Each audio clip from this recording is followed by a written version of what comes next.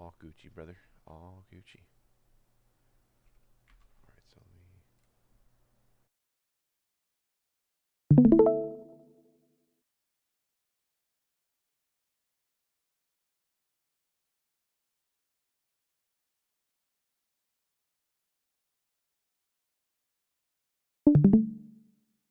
All right, I'm here.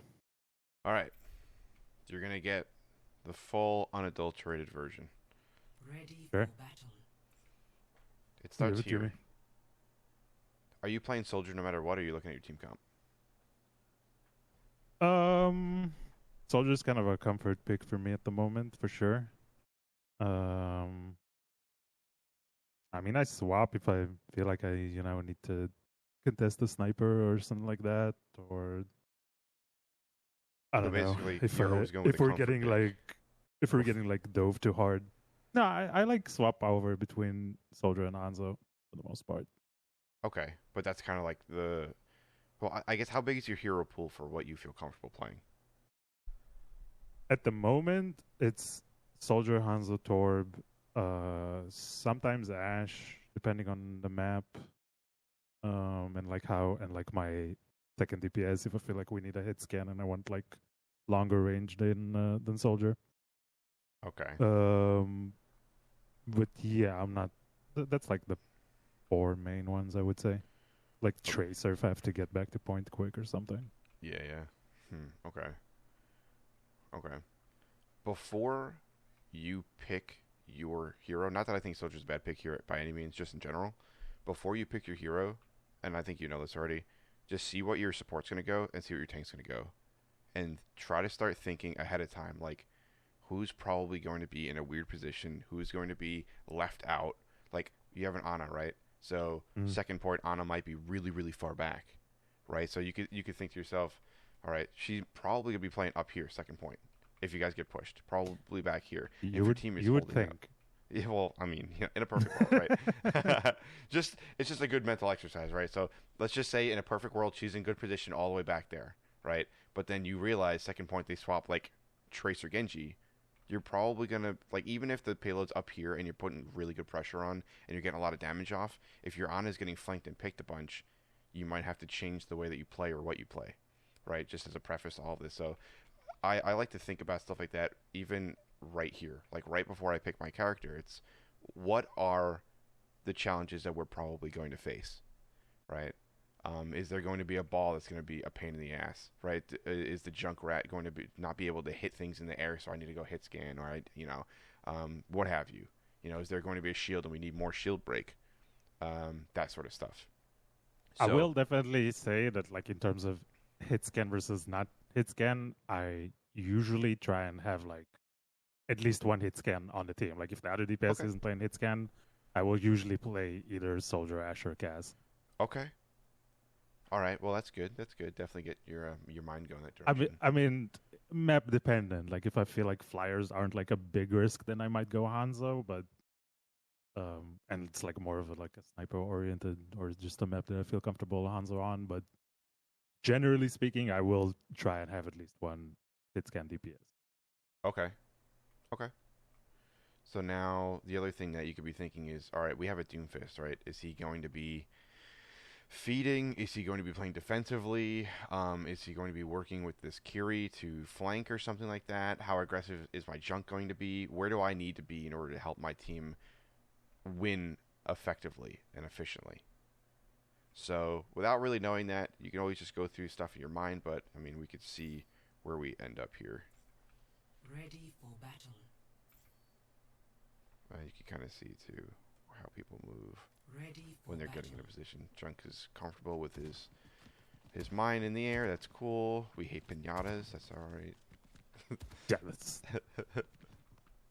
a Junk. must on this map for me. Yeah, me I, this too. is this is my default start on pretty much every hero on DPS here. Okay. Just like to get a little bit of damage off first. Also, I will say, like, before we go into this first fight, I feed, and I'll just be upfront about it. Like, I don't pick up early enough, but That's okay. other than that, I mean, That's fine. I mean, people make mistakes. It's all yeah, good. yeah. It is like a habit that I find I have a little bit where I like feed first fight too much. Like I don't pay enough attention to my team's positioning, Sure. or Sure. rather they're backing off, and like I don't back off quick enough on first fight a little bit. But yeah, so this happens here for sure. But Okay. Let's that's take a one look. of the critiques that I have for myself on this when I watched it myself. Okay. Let's take a look and see what we got. So out of the gate, we're gonna see these guys right here. We see a Juno, a Reaper, and a Monkey, and maybe a Sojourn. Yeah, Sojourn. Which I think, yeah, you have direct LOS on for the most part. Okay, so we're thinking we have to be careful with this Monkey. We have to be ready to shoot and scoot. We have to be ready to probably help our Ana out in a pinch because she's not gonna have an escape, so she might be getting some sleeps off. But regardless, maybe a little bit of a dive we have here. That could be tough. So right away we see that we have to start thinking, how are we going to immediately adjust to their comp? What's going to happen? Monkey's going to jump up and push us off high ground. What's going to happen here? Freedom coins. Monkey's up to high ground. That's a good job with the shield break. That was a very good job with shield break. Okay. Let's stop for a sec and see what's going on. Yeah, I'm trying to like limit how much I say because I want to hear what you have to say. So Hey, if you talk away if you want, man. no, I'm just saying if you want my input, like ask me like the right questions, but I do want to hear like your thoughts. Okay. Right now we're just kind of getting the feel of it. We're seeing who's doing what. Good pryos. I like that the Kiri is actively healing instead of trying to do damage in a fight. That's good. Right, that's good. Ana's getting... I mean, she thought Doom was going to probably fall back this direction. Not fantastic. I think you're contesting, which is fine. You know, Juno is looking like she's getting ready to move up there, maybe. And then Soldier's going to push Cart.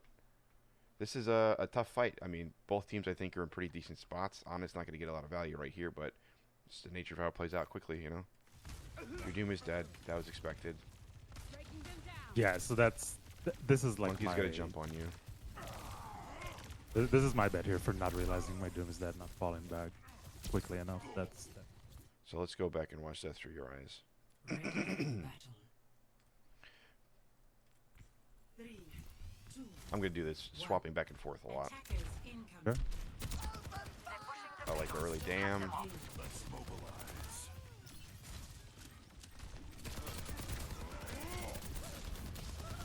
Like the shield break. Good shield break.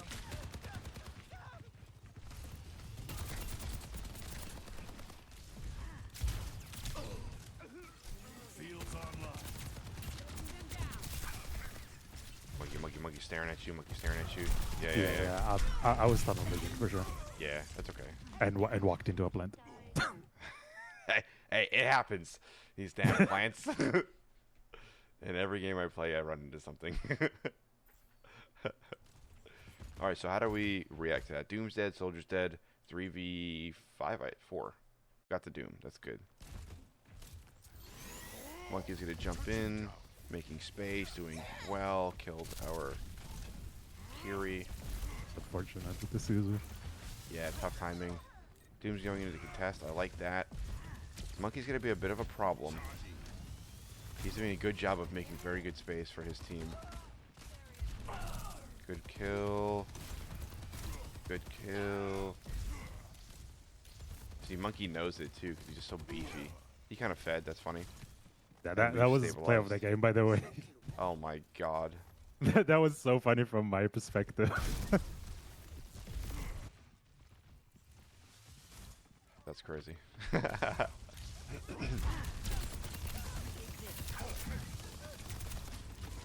Alright, I like that you keep high ground. I like that you're playing the trap. That's a good kill. Good shots. A lot of good shots. Oh, I was like, why is he standing there? He wasn't trolling. He landed in the trap. Dumb. That's funny. Yeah, I think I was thinking of typing here, but then I was like, nah. Fair. Okay. Take high ground.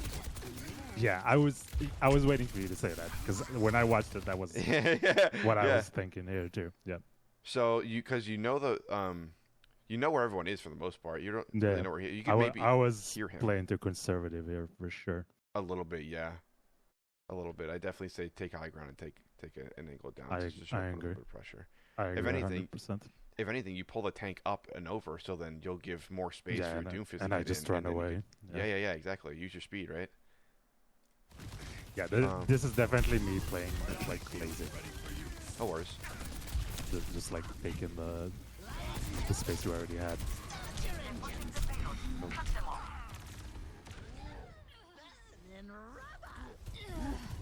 So right away, right here, I'm probably thinking there's not enough focus on this monkey.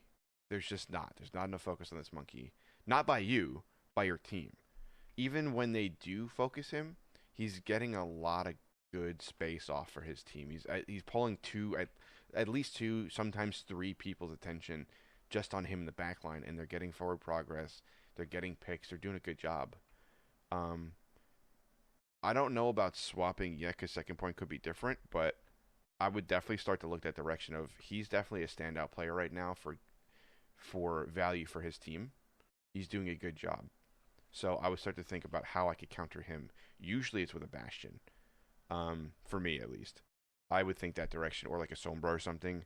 I would start to say, all right, well, I play these picks because I know what makes a shield tank good. His shield, right? When he gets in there and he throws his bubble down, if it's deleted in a quarter second, he's sitting there with his dick in his hand like, what do I do now? You know?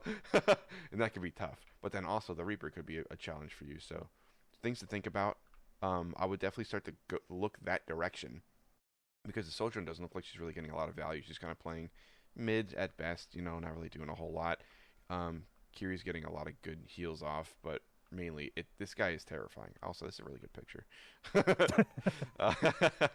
That's a good pose. Yeah, it's pretty cool, right?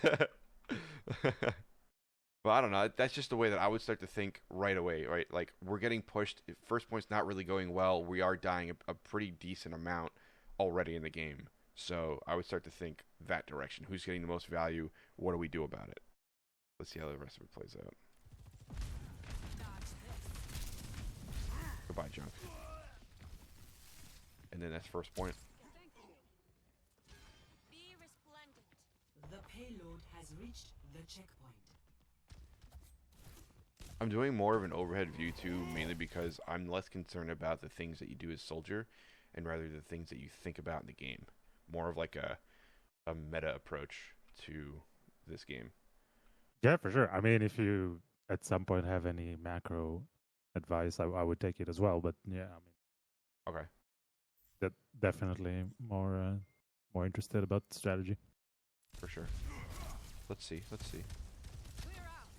So again, you see right away, I mean, look how much space he's taking as Monkey. His whole team has enough confidence to pull up here, round the corner, and start moving forward, and the payload didn't even cross the fucking choke point. You know what I'm saying? So, like, right away, I'm thinking to myself, my Doom is not making space. He's trying to just deal with what's happening. Realistically, I'm not sure Doom is a good pick here, unless he starts to make a big, big difference in the back line. If he can identify this and say, kind of like what I was doing the other day, where, like, you don't really have the best matchup on tank, but if you could figure out a way to at least stall them and kind of slow the game down a bit instead of just getting steamrolled, then that's okay. But right now, it doesn't really seem like he's not contesting a whole lot. He's not really getting picks. He's just kind of like taking up space. So I would say for him, for sure, either swap to something that he could be a little bit more valuable on, or start to play a little bit differently to get back here, make at least one more person turn around. Because if you could put enough damage on this Juno to either kill her or get the Kiri to TP back, I mean, now it's open season. Now the game's different. The whole dynamic changes. He's not really doing that. Alternately, go ahead. Finish your thought. I was gonna say, alternately, you could also identify that. You can also see, all right, my monkey or their monkey is really getting a lot of space here. It's very difficult to get solid damage off on him enough to kill him. So me doing damage right now is really just gonna feed them support ults if he's not dying.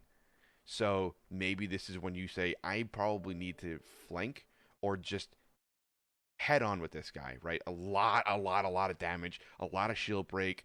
Stop him, plug up that hole, stop him where he is, and make sure that he's not going to get any more forward progress. Because, like, sure, you can get some good shots off. I mean, this is, again, perfect positioning. You're doing exactly what you need to do as Soldier. You're contesting the back line.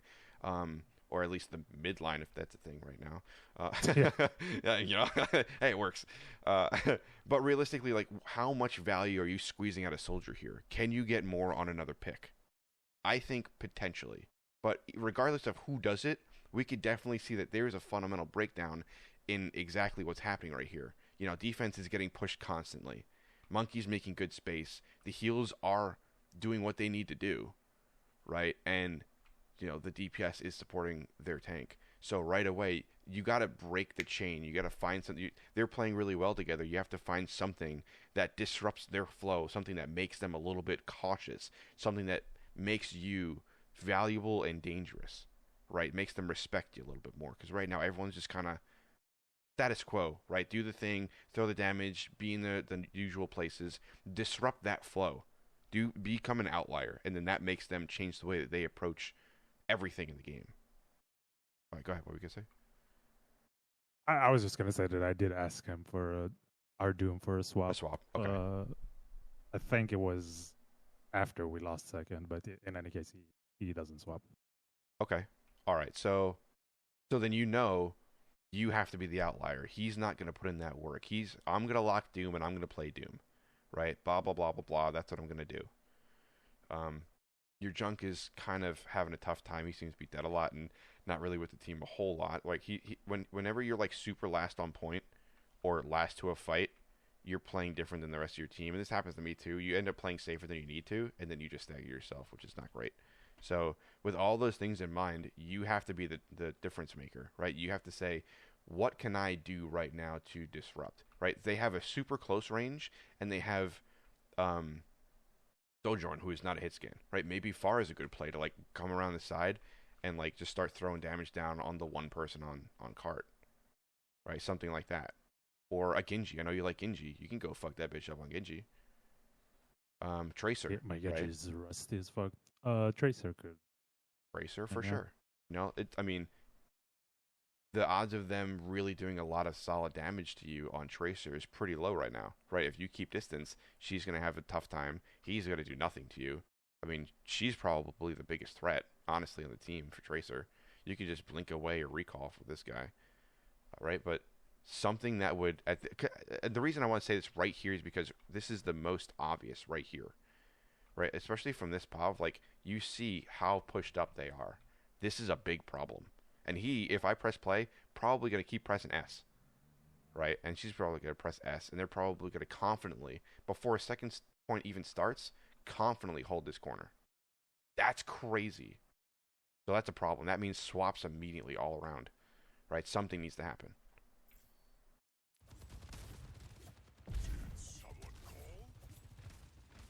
So he's going to come up here and contest you. I like that. Good damage off. Free. Your junk comes in and dies immediately. Sojourn doesn't know that she can't jump up there. That's cool. Reaper's getting dicked on, which is cool, but... Oh, they're losing progress in the payload. Monkey's dead. Blunders all around from the offensive team.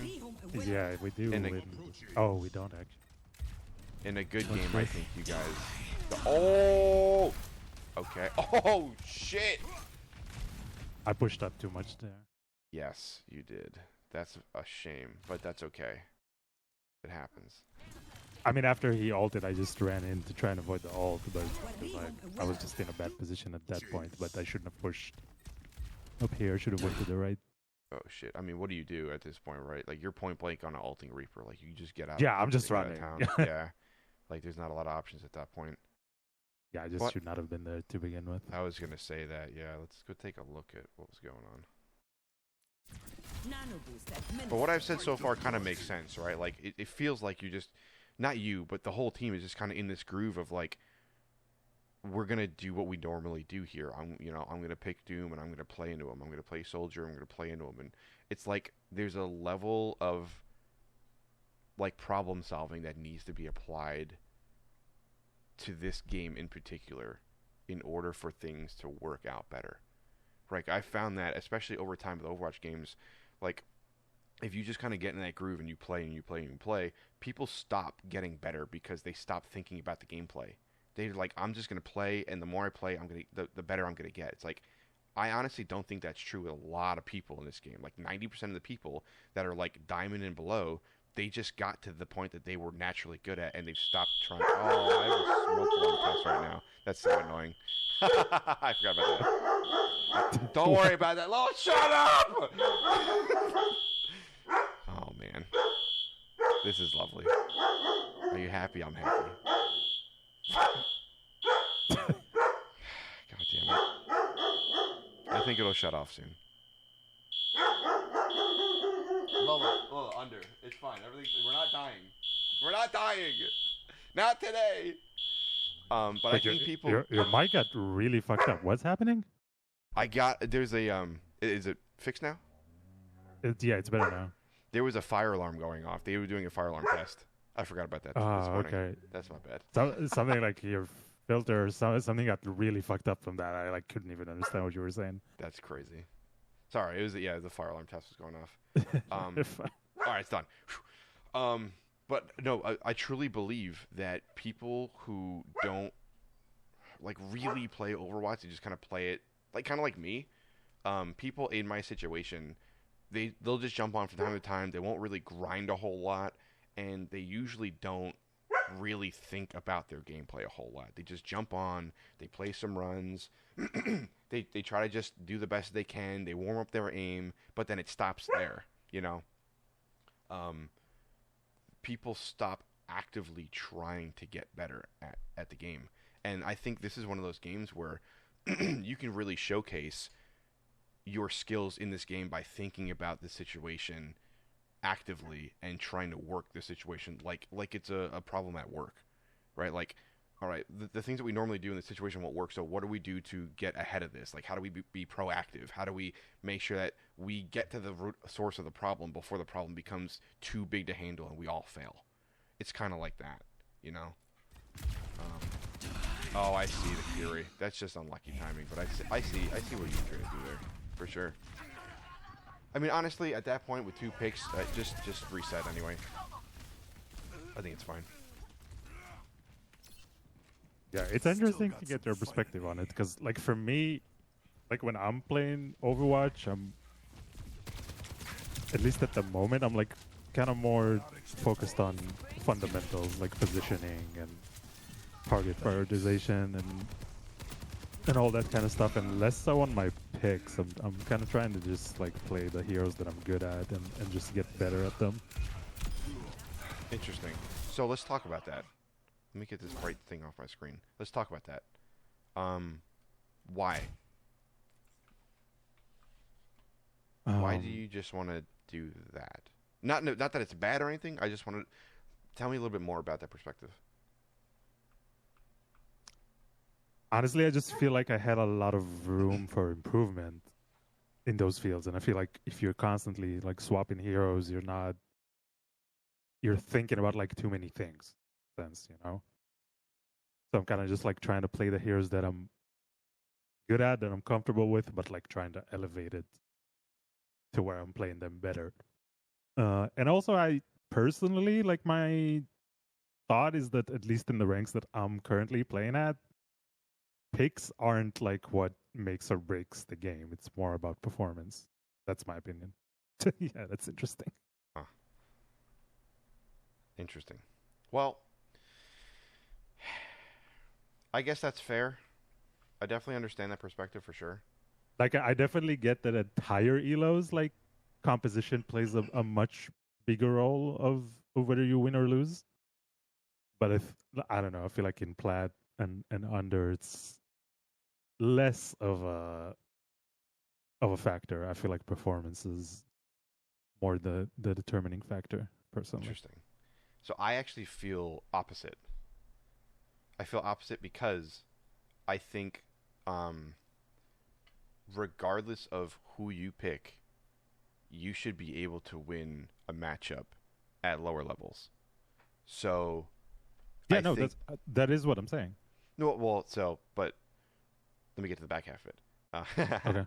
I think, regardless of that, I still think whether at lower levels, even if you win your ones, or you feel like you're being effective on your hero, time and time again, we constantly see the team can still very easily fail. And so your individual performance on that one hero won't be as impactful as you think it's going to be for the overall outcome of the game.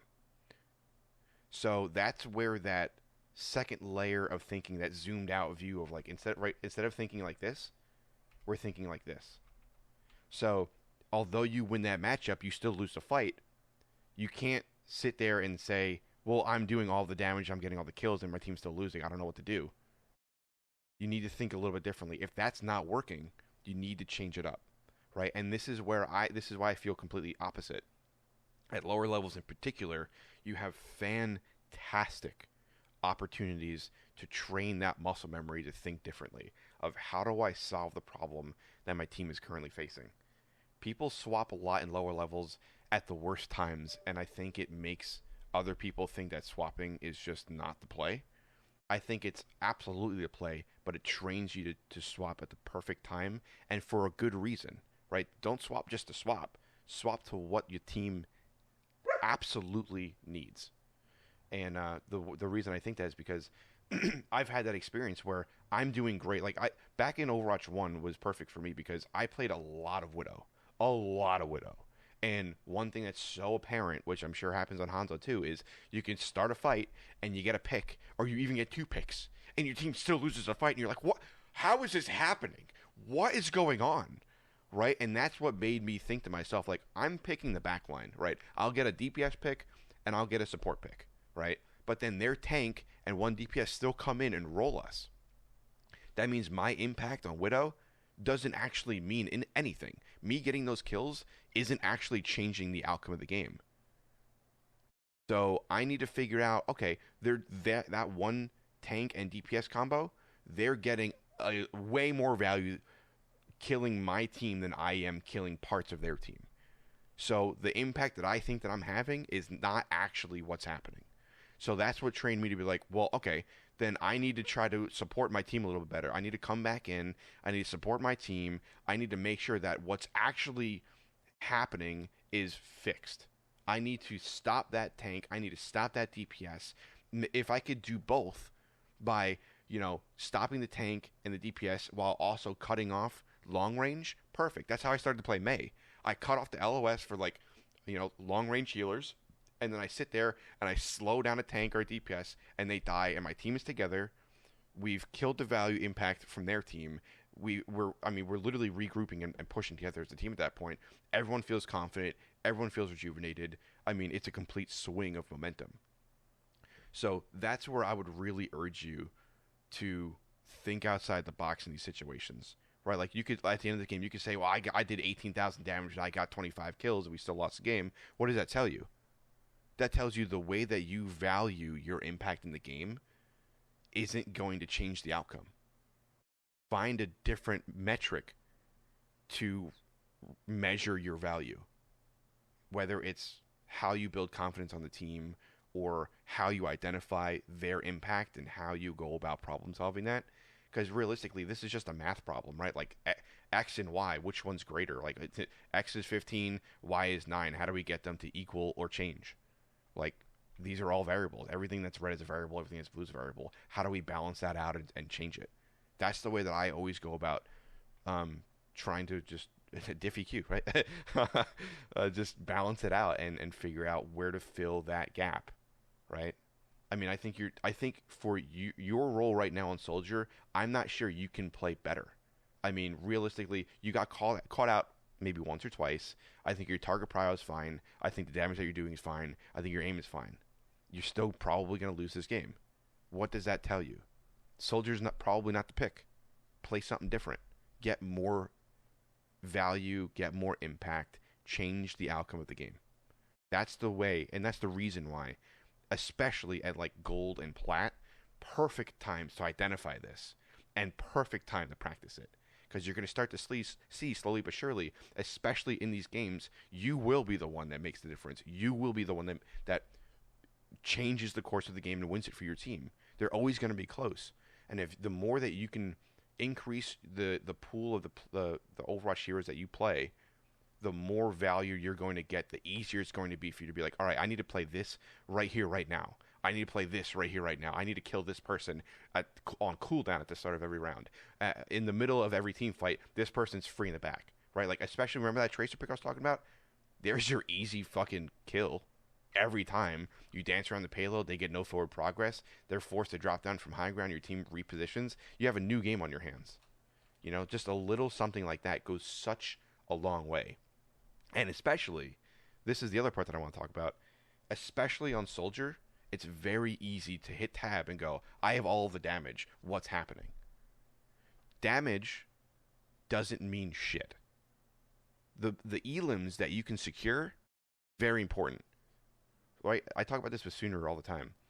When I go through a full game on Sombra, and I have, 25 kills, but I have like 4,000 damage, I love that. I'm not giving anyone ult charge on the enemy support team. I'm solidifying my kills, I'm winning my ones, and I'm being impactful, right? Fuck the damage. It's all about the value. Who you do damage to, how much damage you do, can you solidify the elims, can you help your team navigate their way through this game and figure out a strategy to win, right?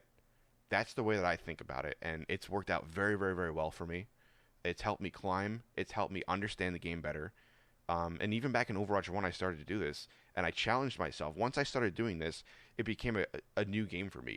There's so many heroes to learn and to choose from. It becomes this game of, all right, well, how quickly can I understand a solid baseline of how to play each hero? So then once I put on that lens of, okay, I know I need to play this one hero for these abilities to counter their team and their abilities, just swapping when you need to swap will inherently make you better. Because once you understand what you need to do, the positioning figures itself out. The aim figures itself out. What you need to do, your directive figures itself out. You're just doing what you need to do in that moment in time. And you're going to find very, very quickly, the moment you make those swaps, their team comp completely changes. Because they're like, fuck, that's the pick. We can't play into this. And they start to swap. A good team will start to swap immediately. And I think that's where you're like, well, what about my ult charge? Fuck the ult charge. You're winning the game. Your abilities are the most important thing in that moment in time. That's what's going to win the game for you. Completely changing the way that you think about solving this problem will win the game. I know that was a lot. And I know I'm trying to really pound home this concept, but I think it's very, very important for you in particular. No, it's fine. Like I said, I appreciate it because it's not a perspective that I've come across too much, at least for lower elos. For sure. It's definitely not my current perspective. I definitely am of the mind that your hero pool should be limited at first, at least, for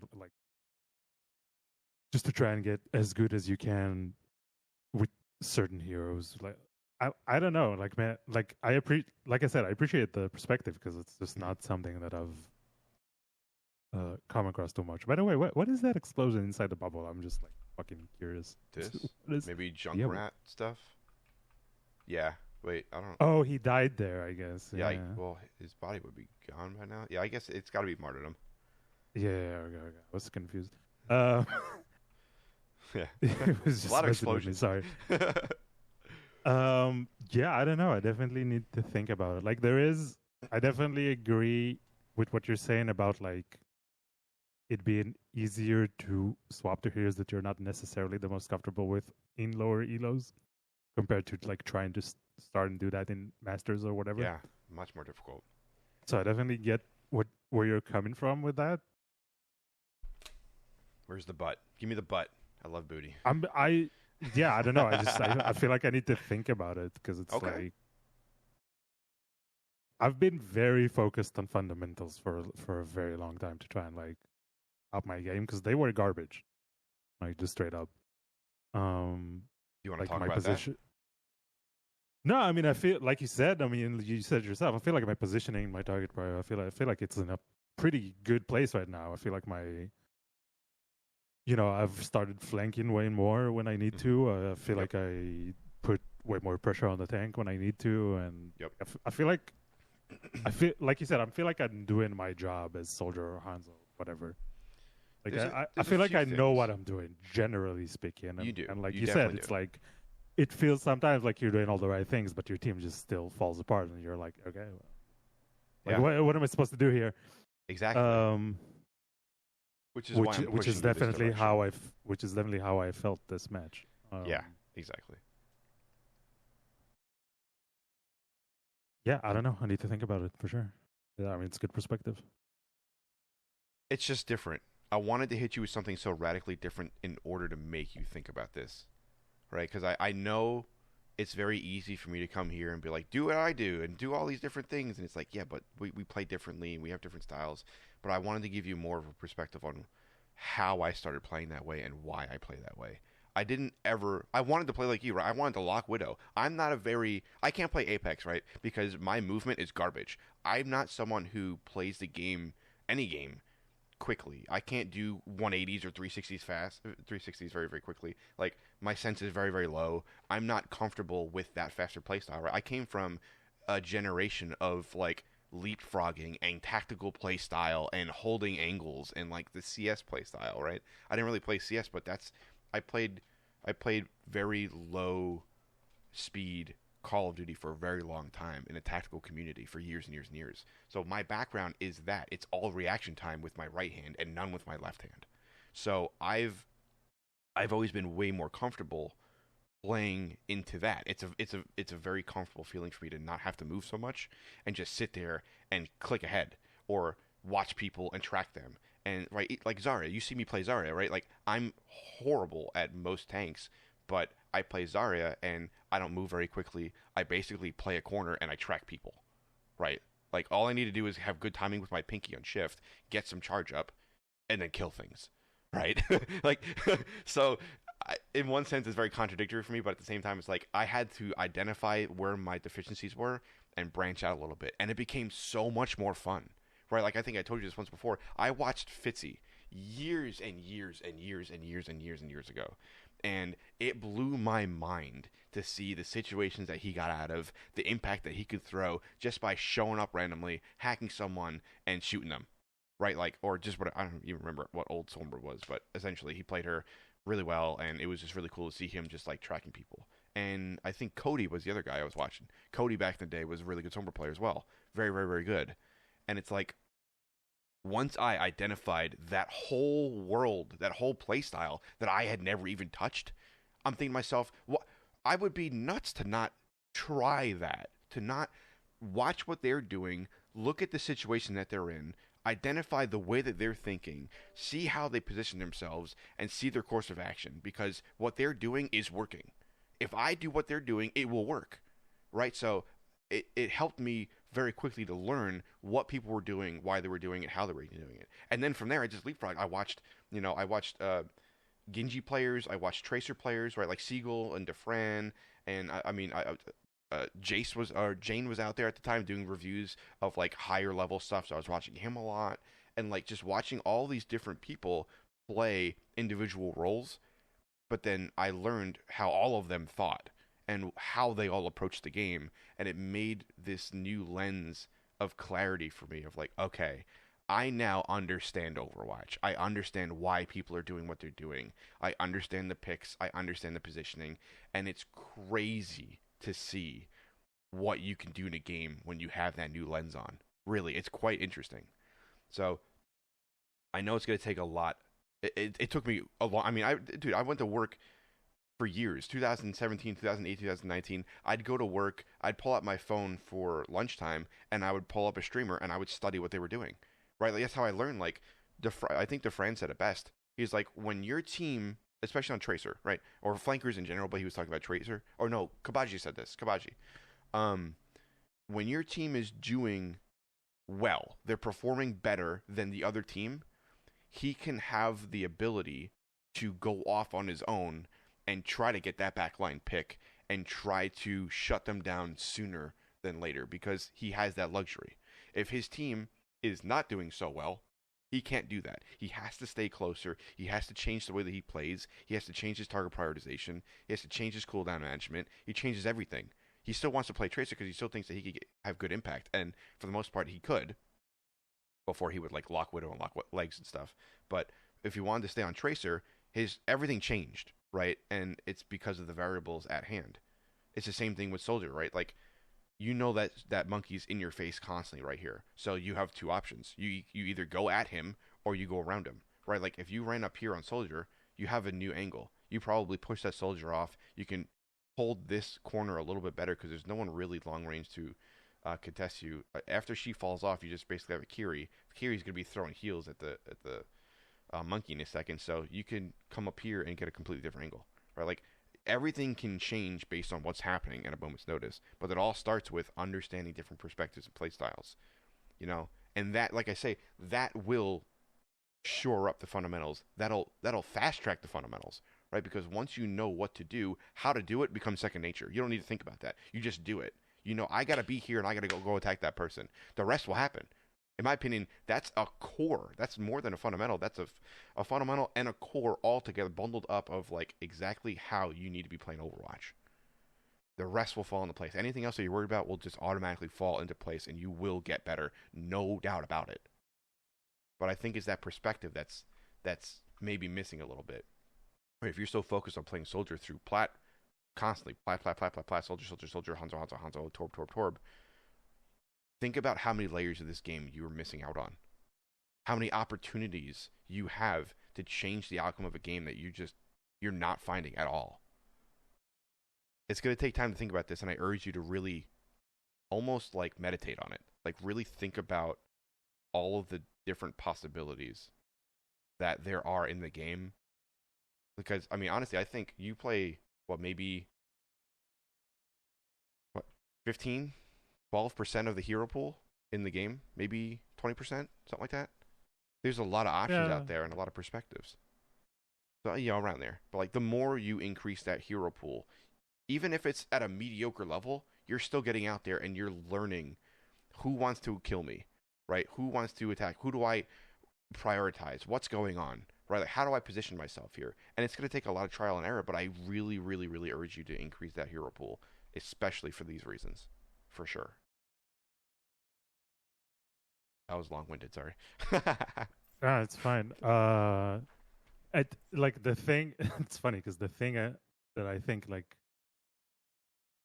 has a lot of meaning for like from what you said is like that angle on this high ground on the right. Like that's the kind of things I'm still trying to get into my game. Because you're right, like the position I'm in right now, well, not terrible, and I'm pretty sure I do kill the monkey here. That would be a much better position for me. And like, why am I not there? Like that's like okay, what. Let's talk about it. That's like more of what I'm like. Still, I feel like I'm still looking at because I'm like trying to do those things more. But maybe just still like not enough. Like I'm still not getting at the map widely enough. And yeah, I don't know. I mean, like I said, like my approach is currently not trying to have a very wide hero pool. And I do agree with a lot of what you say about like having a different perspective on the game through playing different heroes. I definitely agree with that, and I've definitely been through that. Like I've played a lot of different heroes over time. Like I don't think there's a lot of heroes that I didn't play, if any, except for maybe Juno. She's super good. Like not extensively, right? Like Widow is definitely like one of my least played heroes. I've only really started experimenting with her like in a few months. Sure. But also like I don't think like since I'm like a Hanzo man, I don't think Widow's like too like an important hero for me to add to my cast necessarily. For sure. But I definitely agree with the sense of like getting different perspective through playing different heroes and like seeing the opportunities that you get with different heroes against different comps and all that. Understanding your enemy better through that, I 100% agree with that. Yep. But like when I load up into comp, I'm trying to lock the heroes that I feel like I'm good at and I can bring value in and with, and just try and improve my decision making to, like you said, to the place where it gets like to be not something that I need to actively think of, something that happens by itself. And I think like I'm getting there. I'm still not there, obviously. If that's your immediate goal, then I think more VOD reviews will help you rather than more playtime. Just because, I mean, you've been playing for a long time at this point. You know, I think you have the fundamentals of Overwatch down. Each hero will, of course, take different lengths of time to get comfortable with and really feel the value. But I think it's very difficult in the moment to get better positionally. It's like what I said before, where like people will naturally get to like the level that they're just good at, and then if they want to get further, they need to keep learning. And I think it's surprisingly difficult to learn on your own. Right? Like I have thousands and thousands and thousands and thousands of hours. I probably still have more hours watched of Overwatch than played. Like I think by a lot. And it's because I was literally studying for years. It's like a college degree. It's like people who study League of Legends, right? Like you just go and play League of Legends. You're not going to know any of the items. You're not going to know the meta. You're not going to know I keep saying meta, the macro or the micro. Like you're not going to know the heroes to play. You're not going to know the matchups. It's very difficult and very time consuming. Perhaps the best thing to do is just more VOD reviews. So then you could try to build the mental before you build the muscle memory. So like right here is a perfect example, right? Like you probably watched this back and you thought like I'm in a good spot. Like I could see the people right here. When I would tell you immediately, straight up, like as soon as you see this and you see this, make a hard left. Go up the stairs, go around up the stairs here, and shoot across. Because this is going to put them at a very strange position, right? They don't know what to do here because they're now getting attacked. So it's like he's got a couple options. He can either throw his bubble up here, whoop, and then that goes away, and then he jumps away or he jumps in. He's off the high ground. You throw damage at her, she's either going to run towards the monkey or run away from the monkey, or jump down. Like, so yeah, 100%. Like, yeah, I agree. That's definitely like that's a misplay on me for sure. Not a misplay, just like it's a good opportunity to think about a specific situation, right? So I just think like maybe yeah, like not like I could have better positioning. Yeah, but what I mean is like playing comp games on cooldown, I don't think will help you as much as you think. I think more studying of your own gameplay. I've done hundreds of reviews on myself, constantly, all the time, always critiquing, trying to think about how I could be better, what I should be thinking about. And I think that's what really helped me to overcome a lot of these roadblocks. And so potentially, we could do this a couple times a week and really start to point out a few things here and there that I think would change your gameplay like crazy. And if you start to make those changes, we reevaluate and see how you're doing.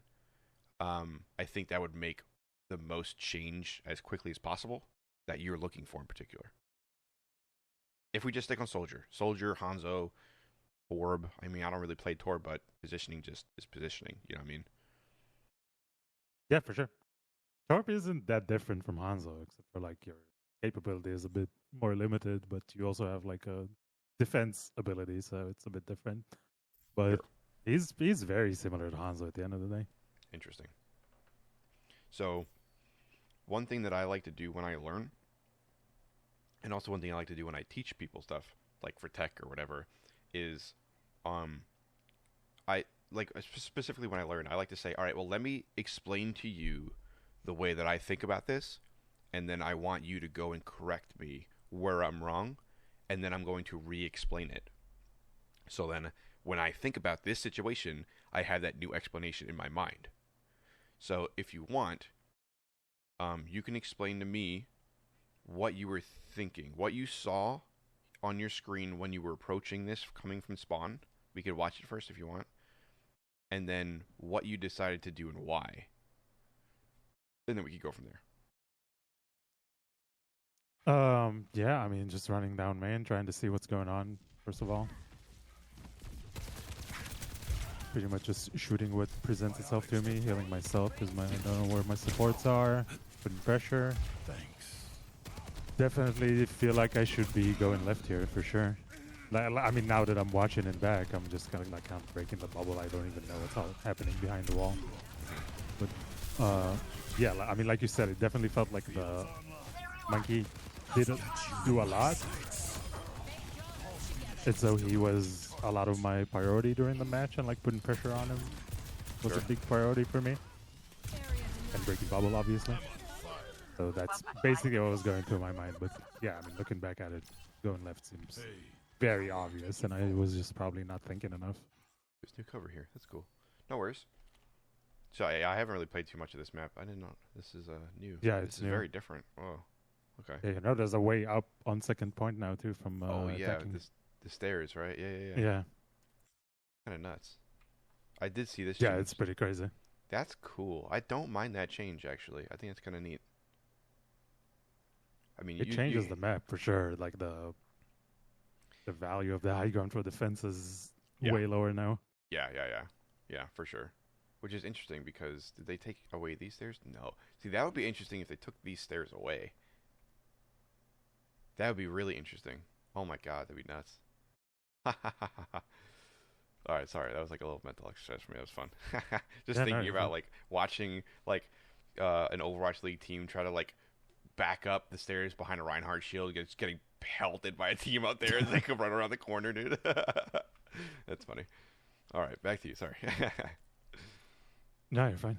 Yeah, so that was my thought process there. Then we, I visor just to mainly make sure the Reaper dies there and stop him. We win the fight. I take high ground. Here we are. Okay. And you already know about the left thing, so I think we'll just keep watching. Yeah, I think that, like you said, that's like now it seems very obvious, but yeah, definitely the angle to take for me there. Okay, let's see what we got. So we're shooting. We see bubbles off, and we kind of saw the Reaper. Maybe, I don't know. It's kind of hard to see, honestly. So half health. We don't really see. I don't think we see anything down here. I'm probably gonna rocket it in a sec. That's better. Playing the cover, putting pressure.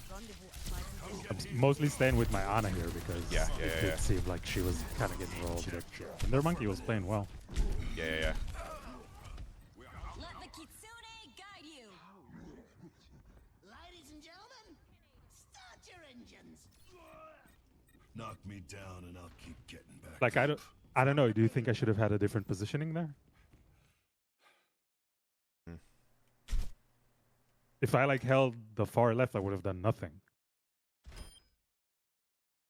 Well, so it's hard to say, right? Because it kind of goes back to that last situation of like I see this happen one time, right here, and I'm thinking to myself, man, if I'm Bastion, he fucks right off. So even from the beginning of the second point, I'm probably on Bastion. If I want to protect my Ana, I'm staying next to her, and I'm saving my left shift because I could still do crazy damage on Bastion with just regular form. Recon form, I think it's called. And so it's like you can contest people long range easy. And the second he jumps in, he gets deleted. So guess what he doesn't do? He stops jumping in. So it's like this wouldn't happen if you were on something that he would respect more. He doesn't respect you guys at all. He's going in going, yeah, fuck you guys. I'm going to kill his Ana. I'm going to kill his Soldier. I'm going to jump out. No problem. Which is kind of why I had the whole rant before. So it's kind of tough to say because this is what I meant before, where everything kind of gets pulled together when you start to have that new perspective of what to do. So, I mean, I don't. Let's take a look. We're here. He jumps up. Let's see what happens. He would probably jump up regardless from over here. But honestly, if you're playing legs, I think Masters, GM, top 500, regardless, legs is probably over here.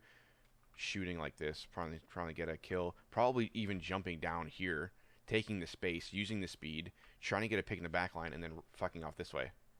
Honestly, legs is fast. Legs is really, really, really fast. And if what you're currently doing, again, isn't working, try a different approach. Right? There's so much space. Space kind of goes both ways, right? With big maps that have multiple ways, it's not just a hallway, the more overextended that the monkey gets, the more space you have to work, because then that means right away, the second he hits shift right here, you know how anxious this bitch is? They're going, bro, what's going to happen right now? I could maybe TP in. The Zen's going, good luck, bro. Like, you know what I mean? Like, so that opens the door to, you know, potentially having a flank. Because, I mean, the Ana's probably going to die here, to be honest with you. Like, everyone's here. She probably shouldn't die, but she does. I don't know. There's a lot of different ways to play. And with him being so overextended, your team either turns and kills him immediately, which they almost did, but he hit ult, or you're just going, hey, I trust you guys. I have my own heals. I have my own speed. I'm going to go, you know, basically poke them and make them know they're not going to walk for free. They're not walking anywhere for free. They're going to have to either deal with me or die or push me off, right? So there's different ways to play. Honestly, I could imagine right now if I'm watching Defran, if I'm watching Kabaji, if I'm watching, you know, even probably like someone like Awkward or something like that, they're probably over here. They're over here. They're taking a different angle. They're taking a flank. They're being aggressive. The more aggressive that guy gets, the more aggressive you get to balance everything out, right? Equation. Everything's a math equation. You increase one side, you increase the other side, right? You get a kill on one side, you get a kill on the other side.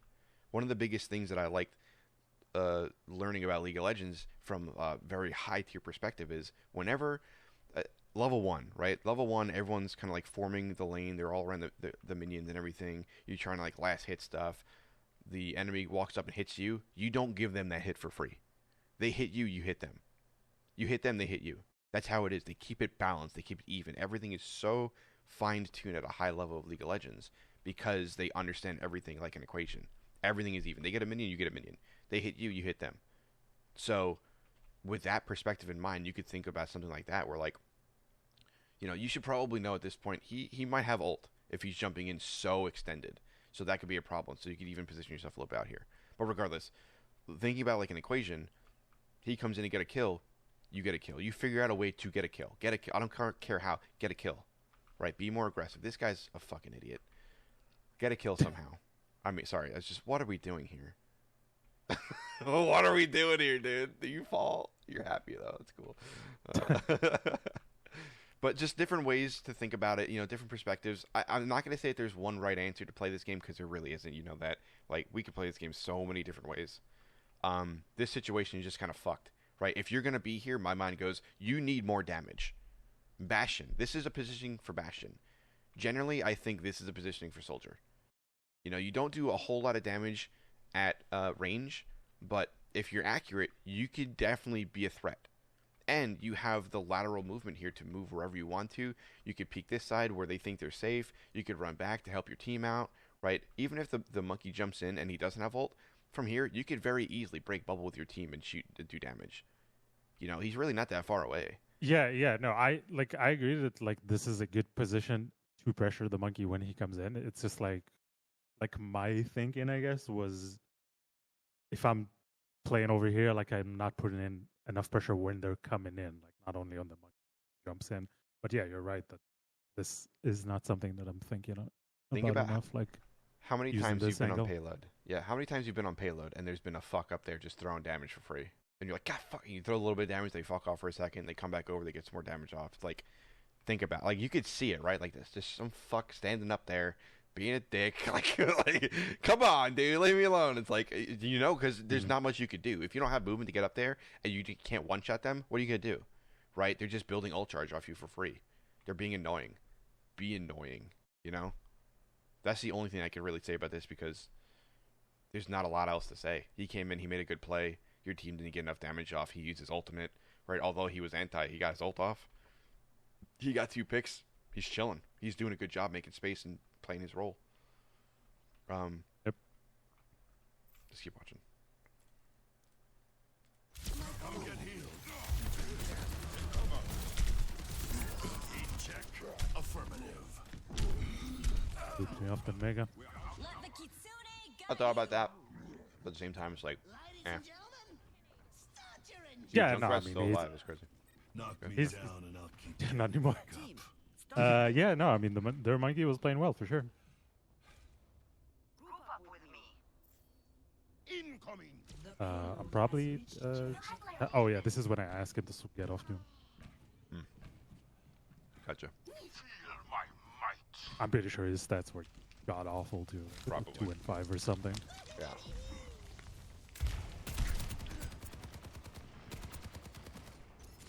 You want me to walk you through? No. We're gonna watch it real quick. Alright.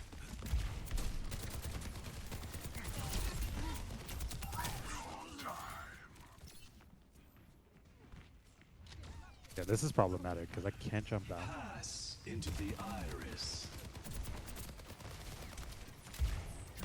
This ends now.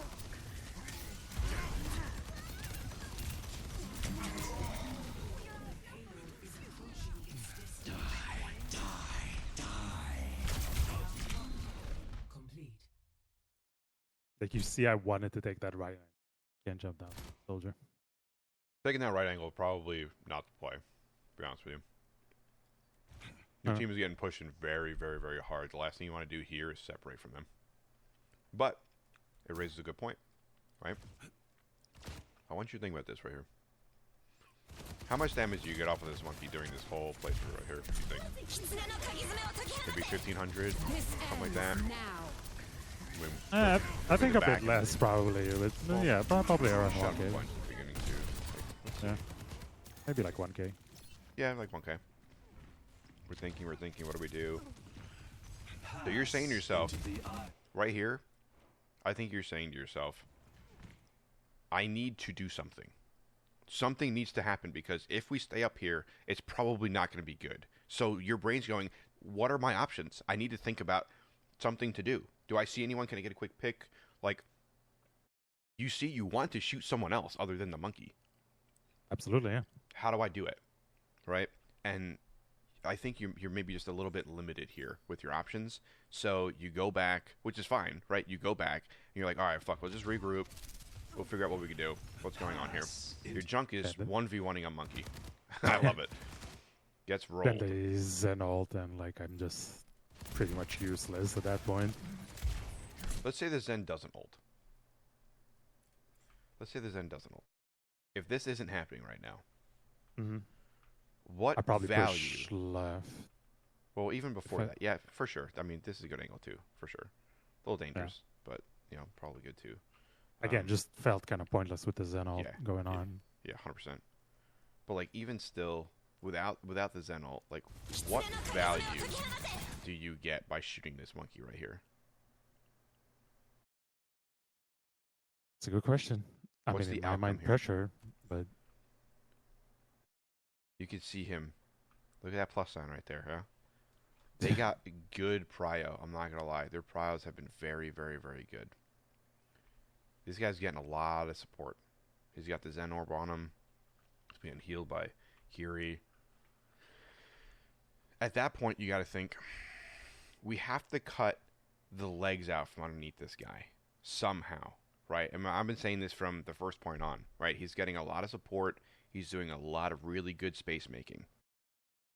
The only way to stop someone like that is to either plug the hole or cut the legs out from underneath him. Cut out the support. Cut out the DPS support. Find some way to really take away his resources that are enabling him to do the job that he's doing. So sitting here and shooting him, I'm not sure is the value play, especially with the Kiri ult going on. I think at that point you really do just say you do what you said you do. You come to the left here and you try to kill someone for free out here. The Zen's in the back, chilling. He's got good positioning, but he's chilling, right? If you ran up the stairs and came up to here, you would, I don't know if you could contest from here, but you could at least definitely get a solid right click off and get a lot of headshots off on someone, right? I don't think you can contest. But yeah, definitely more pressure for sure. Yeah. And at the same time, it's how people play Widow and how people play Hanzo and how people play Soldier in general. When you open up that angle, you make a decision for him. Instead of there being this line here of you and them,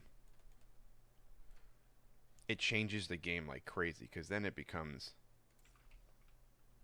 this. So now it becomes you, them, with just you being here. So that means immediately with you here, overextended. Your team feels confident to swing a little bit more and regain control. And This dude starts to get shot in the back and goes, "What the fuck?" and turns around and probably jumps up here. Look at all the space that you just made for your tank. Just if that happened, you know what I mean? So that's another way that you could start to approach this. Of like, where is that scrimmage line? Is it here? Is it here? How much room do we have actually? Just a heads up. I don't see you trying on this. Oh wait, you don't? Oh no! Okay, I mean, I definitely understood everything you said up until now, but I just realized that you're like drawing on the screen and I can't see it. I got you. Hold on. I need to do share your screen instead. I always forget that I was recording the screen, but I wasn't sharing the screen. Balls. Okay, sorry. All good. The line. So the original line was here, right? With you being up here on the right, the line becomes here. And now this dude's overextended and this dude's overextended. And so your team starts to feel like they could filter around, they could push up and regain and start to use this big old thing as cover. Right? But just from your positioning here, he might turn around and jump you because that's what he's been doing all game. He just turns and jumps at someone. So that would create way more space for your tank to occupy. This would now be friendly territory instead of enemy territory, and things change, right? Even if he jumps up and doesn't get the kill, like you just run away for a sec and come back to here and start shooting as he's just like floating around not knowing what to do. He'll probably jump down and keep walking, but at that point, your tank should have enough space to come over here, get a hook, get a kill. Your team will be able to filter in a little bit more and probably come back from spawn and do something. But that's another good opportunity to give a little bit of, I guess, give a tool back to your tank. He's really struggling with pressure. He doesn't know what to do. He's getting some good heals right now, but still he doesn't really know what to do because they're just in his face constantly. So if you come up here, you can start to throw damage on the Zen back here, throw damage on him. He seems pretty aware, so he probably will just turn and jump and be like, we need to get him out because it's a problem. Right away, that tells you your positioning is good. When he wants to jump you immediately and get you killed very quickly, good positioning. That's a problem for him, right? So that's going to change his prio, because right now his prio is just sit here and absorb damage because everyone's going to shoot me, but I'm getting enough heals. So I don't really care. I'm just going to be a bullet sponge. They're going to get ults very, very quickly. Everything's fine. So I guess that's another way that you could go about thinking about something that you could do in that situation instead of it just feeling very, very helpless. Target prio. That's fair. That's fair. I mean, make a play. That's me like not having the like not muscle memory, but the instinct to do that play. Just playing kind of on autopilot, I guess, and just standing there. Definitely a little bit. That's okay. Look at that. Well, we're going. I guess my spirit was a bit broken at this point. That's fair. Yeah. No. I mean, I get that. But yeah, for sure. Yeah, I agree 100%.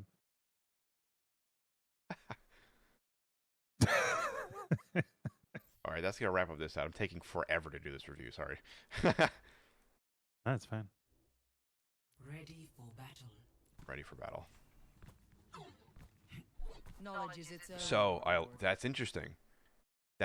You see, he's like, all right, what the fuck? We need to kill this monkey. He's in our face. We gotta throw more damage. You see that? That's very, very, very interesting. So to this point, has Sojourn really been a problem for anyone? It seems like, honestly, this guy's owned the game. These two have been helping him out like crazy. Good support. But everything is funneling towards the tank. The way it should, honestly. The way it should. This team is performing much better with how they're structured, what their prio is, all that stuff. But I don't think the Sojourn, I think was this person, was doing a whole lot, just kind of like being there. There's your weak link. Go kill this bitch. Yeah, I'm saying. But it's interesting to see this person pick Bastion. Yeah, our Ana / Moira right now is complaining about DPS. I'm sure. Yeah, I'm sure. Because the monkey, see, that's the other thing, right? When the monkey stands in your face, it feels like no one's doing anything. And you could be like, I'm shooting this person the whole time. I need more help from the team, right? And then you immediately create, not you, but the situation creates tension for everyone on the team. And especially at lower levels, you know, that could be a deal breaker. That could ruin the whole game, right? Because then the support goes, what's the point? I'm not even going to heal them anymore. I'm going to start doing damage. And then you get steamrolled even harder because you have 0 resources at that point. And it's like, god damn. So I think the Bastion pick earlier on might help that. I don't know. I mean, I would getting more damage out of the support. I don't think would have been a bad thing. Like if we had a Zen instead of an Ana, I don't think that would be bad. We would have killed the monkey every time. What I really mean is she'll stay Ana and just shoot stuff instead of shooting friendlies. Because she's like, fuck it, what's the point? You know? So, like, the monkey jumped her before, and she pumped a lot of damage into him and antied him, but still, it was not enough. And the point being is, in that situation, damage from a support isn't going to help you. It's not. It's the picks, it's the positioning that's going to win. Right? And I think there's a fundamental misunderstanding when it comes to exactly when supports should be doing damage and when they should be healing and where they should be positioning when it comes to a lot of this stuff. But that's probably for another VOD review. That's why I like Zen, because you don't have that. You don't have that dilemma. You just do damage. I mean, potentially, it is what it is. No, I mean, you put your orb on whoever needs it, but other than that, you just position yourself to do damage. That's really all you do. You really can, yeah. Honestly, yeah. That you cannot position yourself for support. It's not possible. It's true, but it just you put an orb on whoever takes damage. That's your healing. That's it. When you have ult, you play closer. Really, all there is to it. But the thing about Zen in particular that's very difficult is your team needs to identify that they're going to have lower healing, not burst healing. 100%, nothing can happen. So if they don't identify that, you will lose the game. You know what I mean? If they play as aggressively, if your tank plays aggressively, if your DPS plays aggressively, and they need the assistance that they're not going to get, and they don't understand what's going on, they're gonna get their ego shattered completely into a billion pieces, and they're not gonna know what's going on. Sure. That's sure. If you get a Ryan that like doesn't hold shield until he has 100 HP, and he just expects to have a Kyrie and an Ana just pump him to full HP in 2 seconds, and he has a Zen and an Ana. Yeah. And it's GG basically. But I mean, yeah.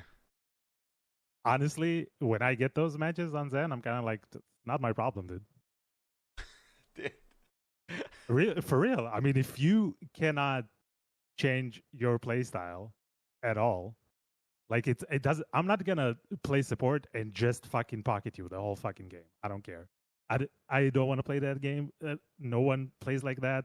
Like that's not how the game is played. You need to learn how to use cover.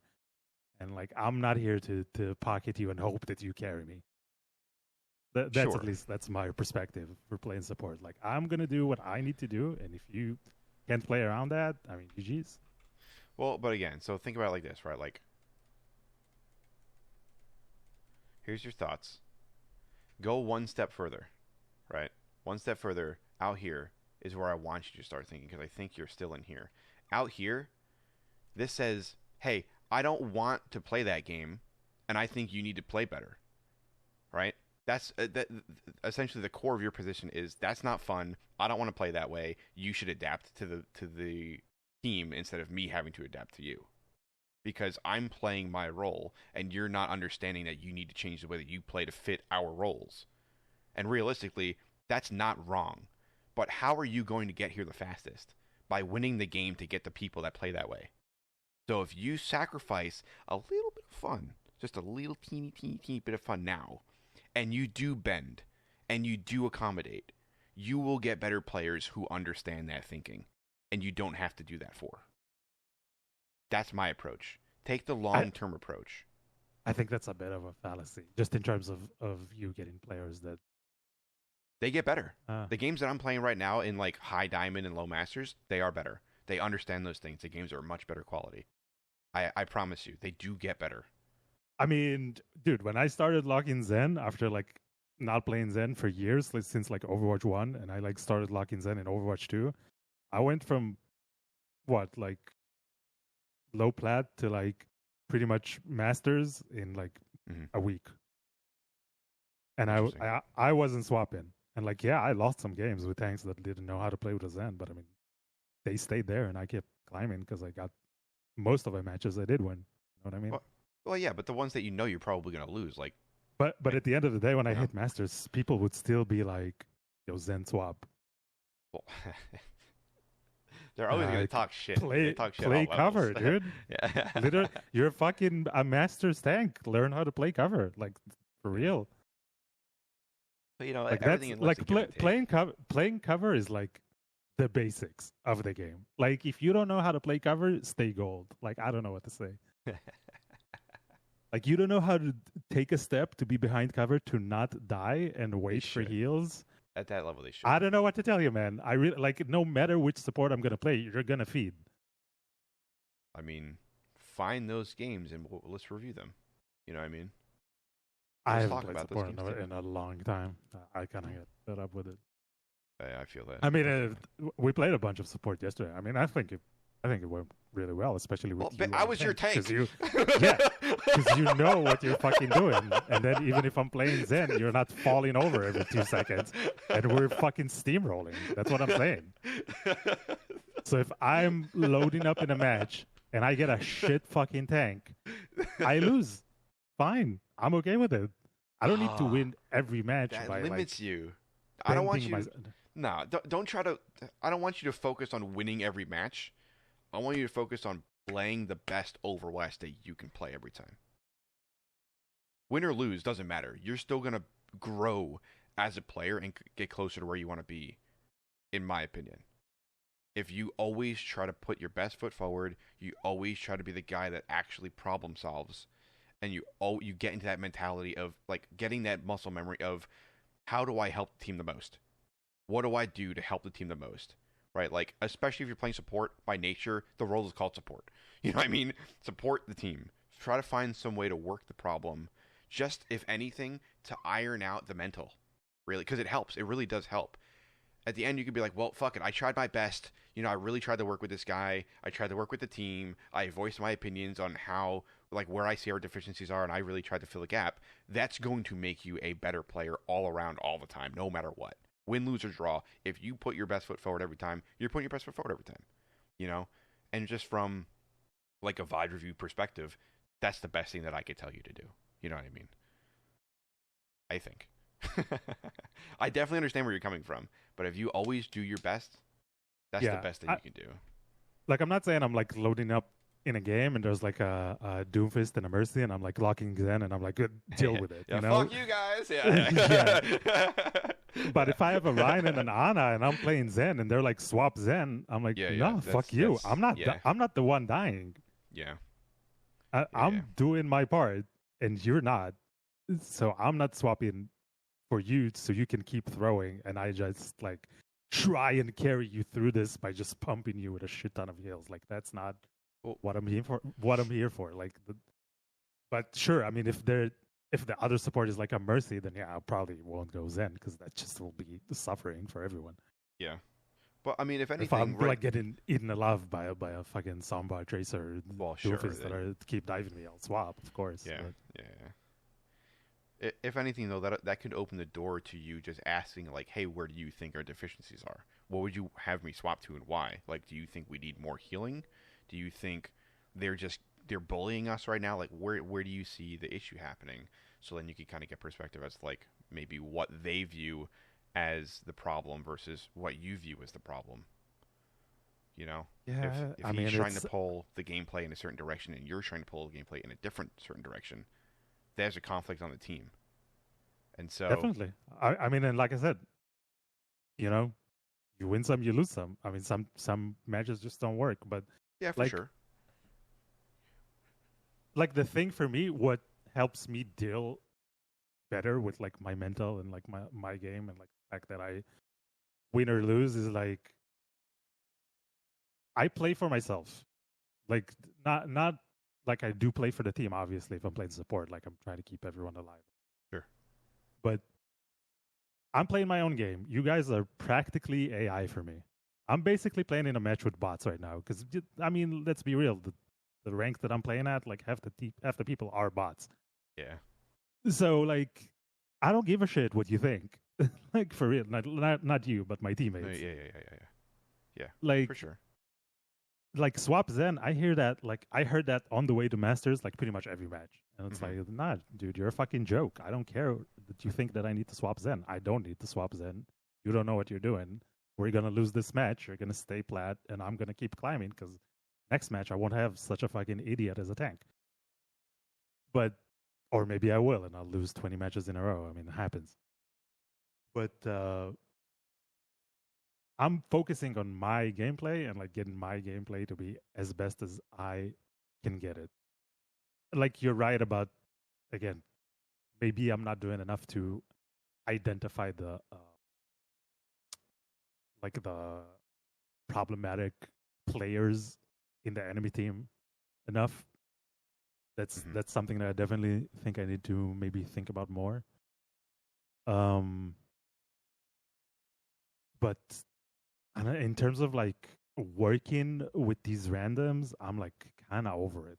I'm really like not even trying, Yeah, that's and fair. I don't know if I'm gonna change that perspective. Okay. One can only try.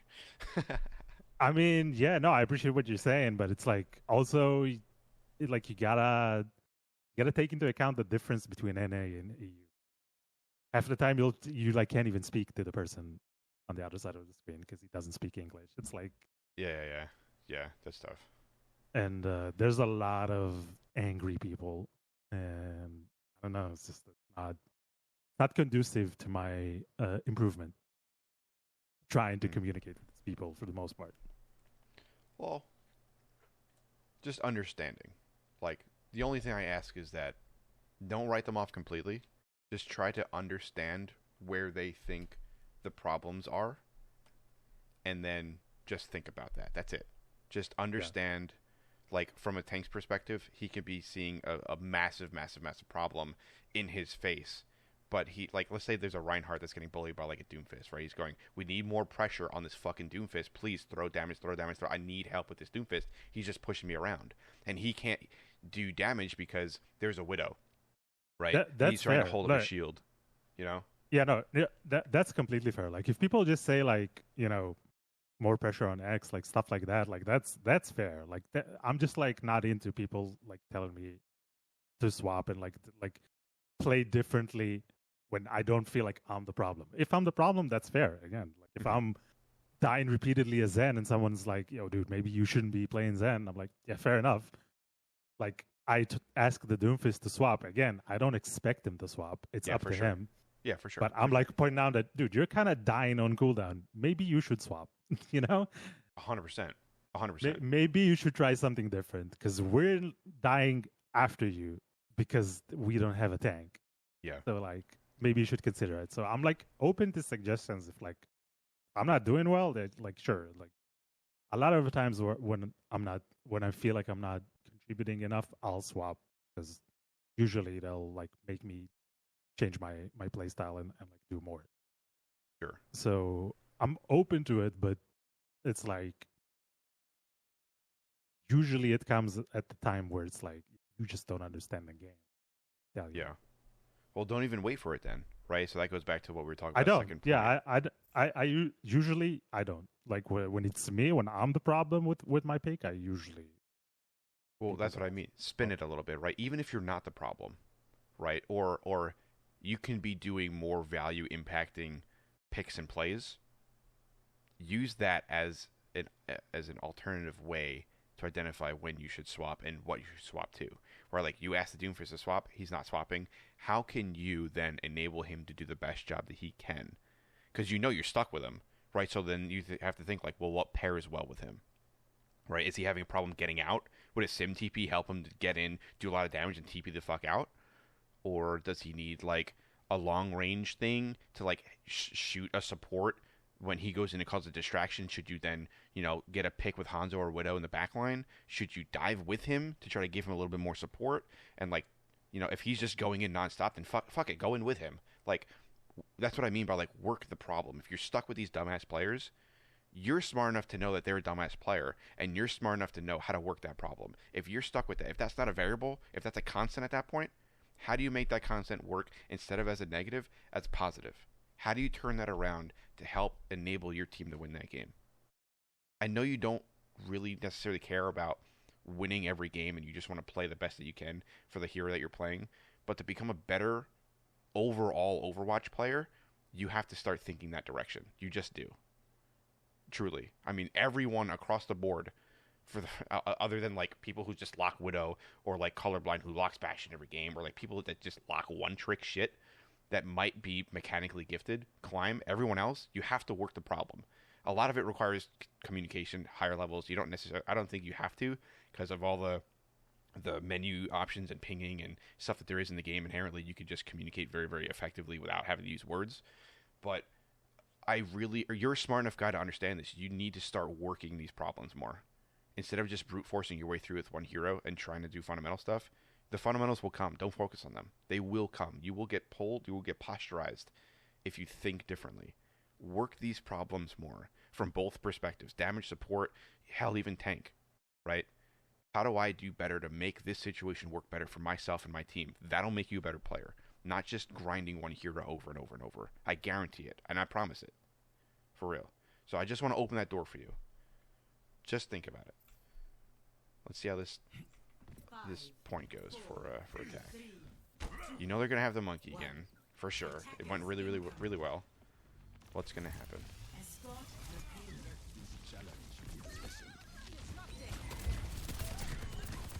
All right. You hear the Reaper left side. Yeah, don't let him out. 100%. Good shit. So right here, go high ground. Right here. So we get this kill. We see where everyone is. We get this kill. Perfect. Bam. The second he turns around and jumps backwards like this, that looks weird, and he's coming back towards the payload, you know he's sitting on payload. Just solidify or just make sure that he's definitely staying there. Boom. Turn and run this way. And get up to the high ground. Get up there quick. Anything that you could do. Even, I don't know if you could rocket. You probably can rocket jump from here up to the top. Because I think you could rocket jump from here up to there. So you could probably get up here if you wanted to get there quickly. But regardless, immediately high ground. Because now we have, he's pushed up a little bit. It's not bad, but you'd be high ground right about now, I think. You can come across to here, get an angle. You can come over here, get an angle. I mean, they're asking to get murdered. Yeah. You know what I mean, Zen's not even fucking moving. He still hasn't moved. He's not touching his keyboard. Oh, now he is. That's crazy. So, you know, like, all that could have been really good pressure. The second he jumps in, bam, you turn, right-click, shoot, guarantee Zen's dead, at least. See, that's and look crazy. at him. We didn't even kill him there. That's fucking insane. But I want you to look at that, too.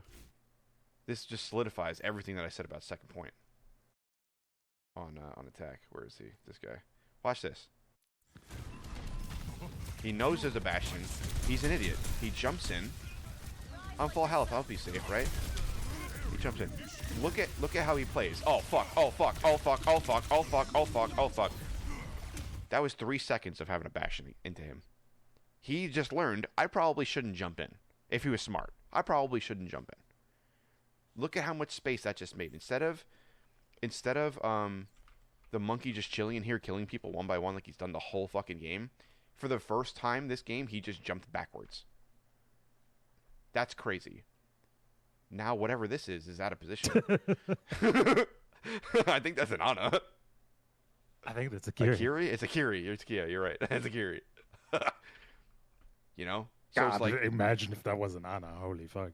Yeah. That's, oh, man. That's hard out of position. Yeah. Hell yeah. But, like, just that one pick and that one situation. Imagine you had that Bastion up here.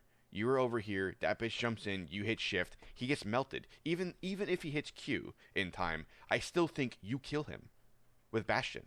And that's the pick that I'm talking about. Work that situation. Think about what you need to counter things more. You know? Right there, that's a huge counter pick. He had nothing. He went from, I'm gonna fucking kill everything in front of me to, please, help, run away. That's huge. That's absolutely huge. I love the fact that your Doom died. That's just the worst in the world. But at least you have a second to breathe. But you should be high ground here, and you should be throwing damage back here. This bitch should be dying all game on cooldown. This guy has no idea where he is right now. He's looking at a fountain. He's reading a plaque. You know, like, use the angles more too, for sure. Yeah. Nice. We killed her.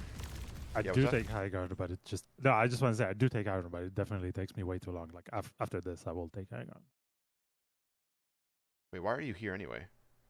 This is dangerous. I was kind of just chasing the monkey because he was like 90 HP. But at this point, I just turn around. I'm pretty sure if you hit play, I just turn around. Don't lie to me. I see a pee-pee dance. That's not forward or back. Nah, it's fine. I'm kidding. It's good to hold there, though. Like I said, I'm too slow, but yeah. Nah, you're fine, dude. You're fine. You're fine. Just the fact that you died is good. But what I will say is it's very easy, especially the higher up you go, and you know this too. When you're in this situation right here, and there's still a team behind him, like that Zen could kill you. That Zen can kill you pretty easily. And if he turns around and gets a cheeky right click off, and you get orbed and left clicked, like you die immediately. And that kind of is really tough for the push, which again is like a little bit rough to be in this position. Like you're in you're in Main Street, dude. You know what I'm saying? Very dangerous to be here. So like we saw this last night with Sooner, right? Like we'd start a push and he'd get a little bit tunneled and get killed, and it just destroyed the push. That would happen to you right here, right? Like if you get picked, not that I'm saying that it would happen, but you know. And honestly, it's really not the worst because there's really not a lot of people here right now. But it's just dangerous. Just something to keep in mind. Like if the situation was similar, where these guys were just a little bit closer, very dangerous. Very dangerous. Just be careful. Definitely take an off angle. Maybe come around over here, like start playing this window or something. You know, open up the angles for them, make them think, make them feel unsafe, fall back, all that stuff.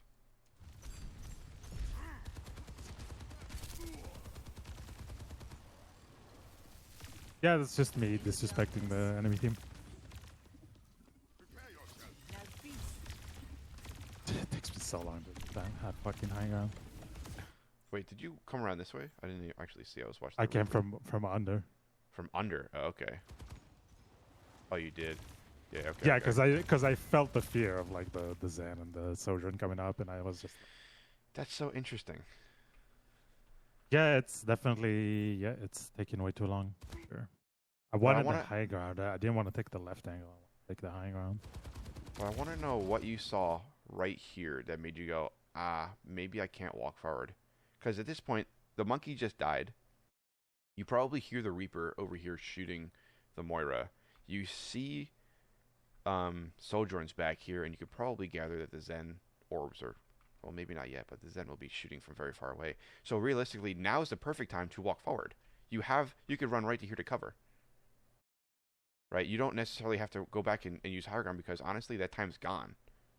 That's what I'm saying. That's like the fact that like these things are like not second nature to me. I'm like actively thinking like, okay, flank, but it takes so long for the thought to like actually translate into action that I'm just doing it like way too late. Yeah. That's interesting. That's very interesting. Definitely much earlier. So I think, how do I say this? Go back and look at this real quick. The payload. Back even further. I want to try to look for an indicator for you. Trying to understand what you think and why.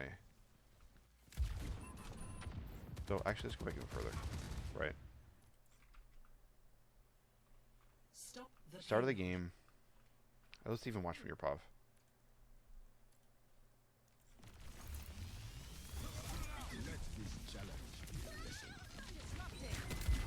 Monkey, Fury, Reaper. We hear Reaper, we hear Reaper.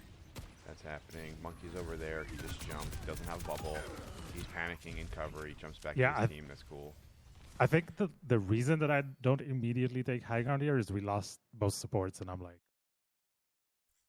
I'm kind of like in this middle ground of like trying to put pressure, but also not die, so we don't stagger and like, you know what I mean? I mean, you're even right now. It looks like. Now, yeah, we're down the supports though. They're down the DPS, but we're down the supports. Which to me is like, it's technically even, but not really.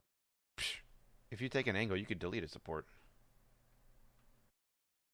He has to play safe, but now's a good time to position, for sure. Especially since you're so quick, right? You're so Also, quick. I'm fully expecting my Doom to die here. Oh yeah, 100%, 100%. I mean, you can see his health through the wall. He's half health. He still has a little bit of over shield or whatever it's called, over health. I can see his all as a damage. You Can should be I? able to see his health bar through. I think. Wait, can you? His damage? I don't think so. No, not damage. Just his. There should be a health bar under here. The game. Maybe not. Wait, Maybe I'm tripping. I'm You can hit tab for sure and see it, but wait. I'm actually like so unsure now. this guy. Maybe I'm just thinking about like a support because you can see. The I health don't bar think through I don't think you can see health bars as damage. Can you? Maybe I'm tripping. I don't remember now. To be honest with you. I'm trying to load up a match Okay, just to see, just like a quick play, just to see what's going on. But yeah, that's funny. But yeah, I think. I mean, think about this, right? Like even if you go up here, right, to high ground, and you start to look, and your Doom dies, how long is it going to take you to just run this way? You know what I mean? Like, you can get out of dodge so fast. Just jump down and run back to the payload or run back to your team, no problem. Or like, there's no way you die. In any world where you just run away, you never die.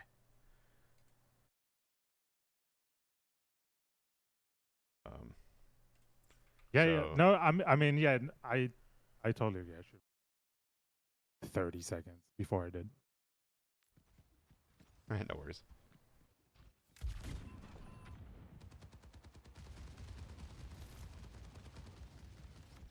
Man, that would change this whole outcome if you were up here.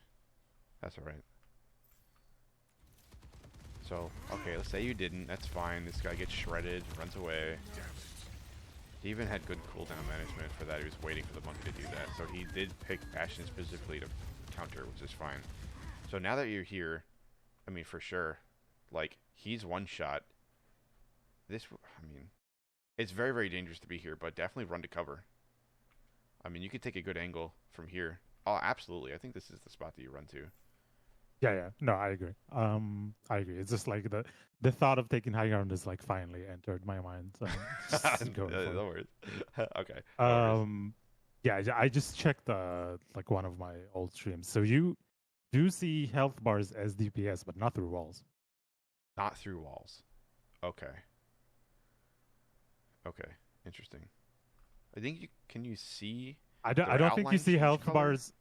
I don't think you see health bars at all through walls. Only like the critical sign, and stuff yeah. like that. But you do see health bars as DPS. I was like unsure of that all of a sudden. Okay. Yeah, me too. That's weird. I don't think you can even see if someone turns critical. You might see the color of the outline. Something. I feel like there's some indicator. I don't know. I have to think about that too. All right, let's keep going here. Should I go a little bit quicker on this back half? Yeah, definitely. I mean, I would be like, where the fuck is my soldier going? Definitely get in there. Yeah, for sure.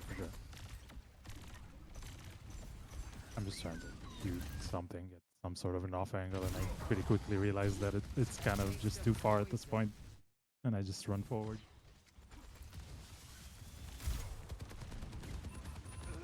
So, this is a good way to think about this too. If he stayed alive, it would have been perfect. I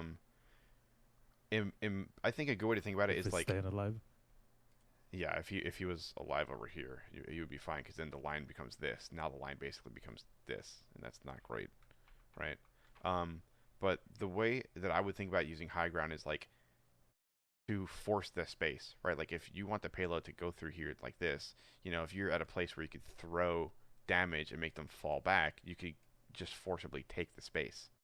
So it's the same thing with the front over here. If we look over, get out of here. When the payload is like here, if you get up here and you throw damage out or you throw damage this way or whatever, or what have you, when you do that, you basically get all of this for free. You know, all of it for free. So you want to get here ahead of that line of where your team is, so then you can put the pressure in and create the space. You create the space, you get the progress, everyone wins. So if you take it a little bit too late, then that'll be much less valuable. That makes sense. Mm-hmm. And you see that too. Look what happened, right? We went Bastion for 2 team fights, and after 1 team fight, the dude swapped to D.Va. So that Bastion pick second point would have completely changed the way that the game played for sure.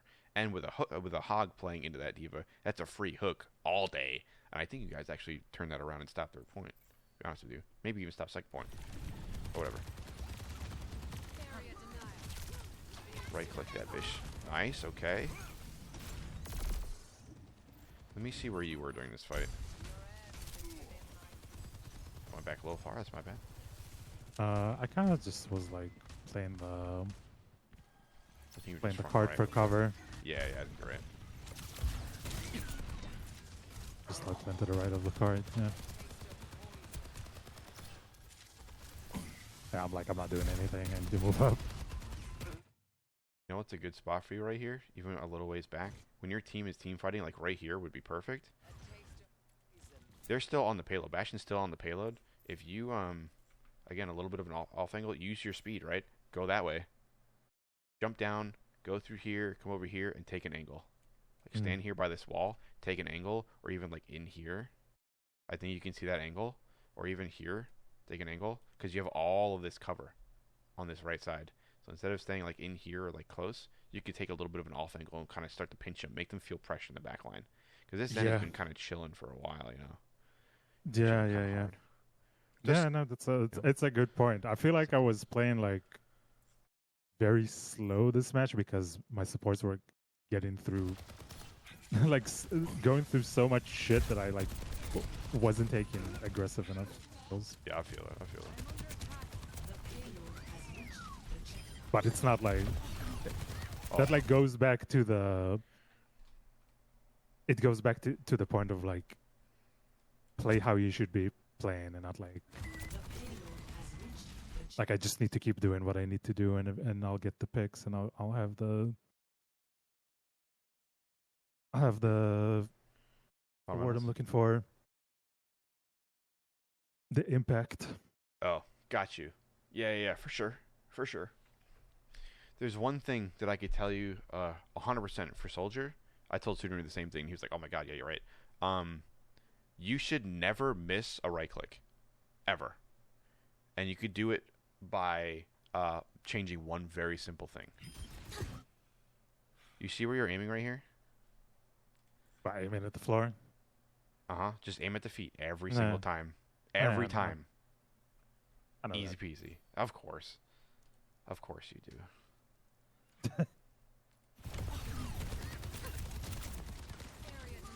Like, she's still alive too, so that's like, that could be dangerous. She could get her shit back quick. Yeah, we got Little the things point like though. that. So honestly, No, I know, I'm like not in a hurry to kill her. That Yeah, for sure. Oh boy, if there's a prime time to get high ground, this would be it. Just go this way and run up here and start taking angles. They're gonna fall back, so you could even get like right here or right here. You could. Oh my god, it'd be perfect. It would be so good. Yeah, absolutely. Because your whole team is about to put a lot of pressure on.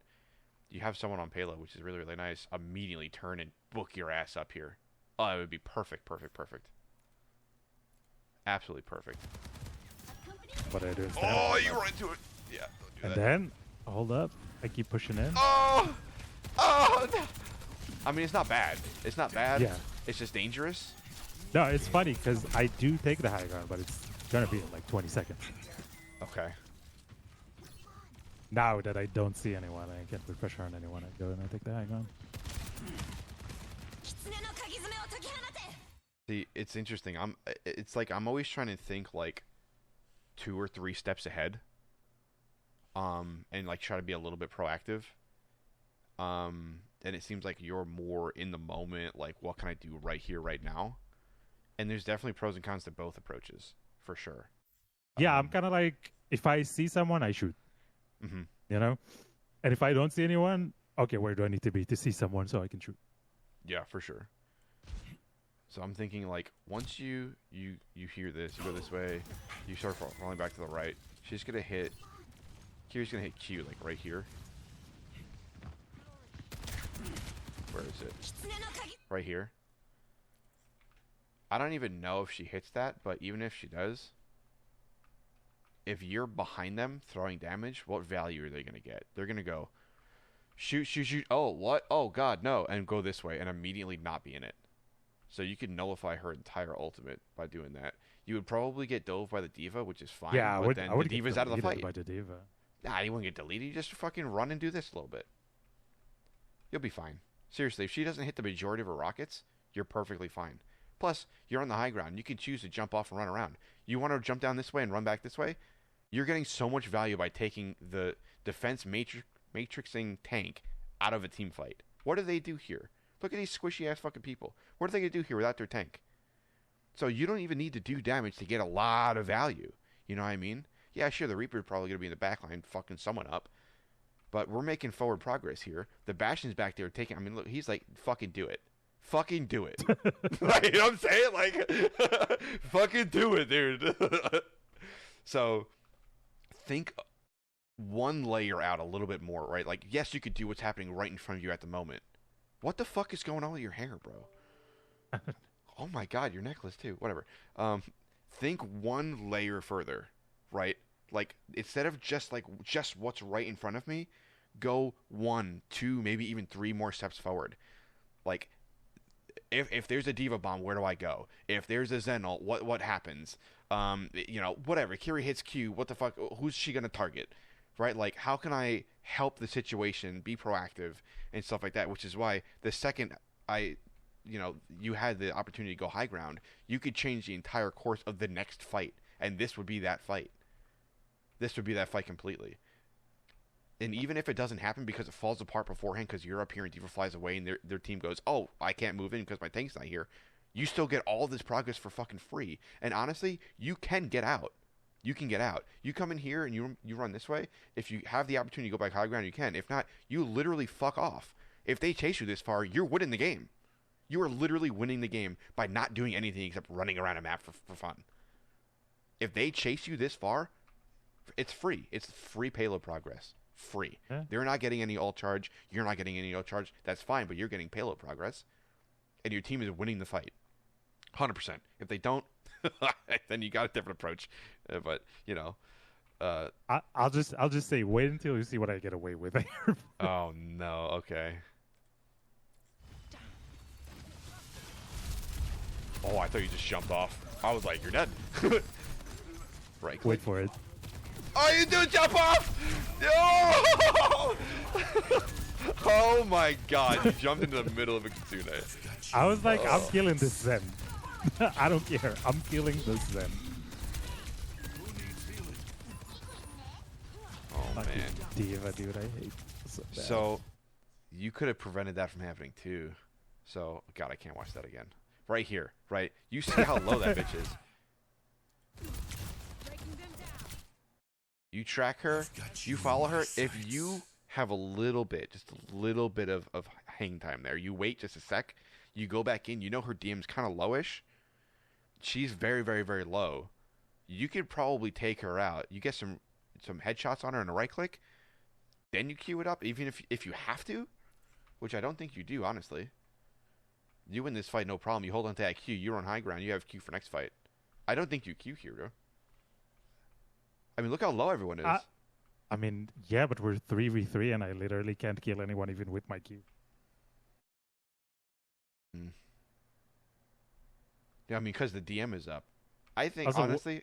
where are my teammates at this point, by the way? They're not there at all. But they're afraid. They're running back for cover. So you do have the opportunity to get in and either right-click her, track her for a little bit, and right-click them and DMAC and then get the fuck out or what. But you have a good opportunity here to just get a little bit of extra damage off and maybe DMAC her. I would, especially with the D.Va being up, normally I always, especially when it comes to like Grav or Soldier ult or anything like that, I'll never click Q unless this bitch is DMAC'd. Ever. Like, what's the point? Unless she's like across the map or like doing something else and I can get a cheeky like quick kill or 2 kills or something like that.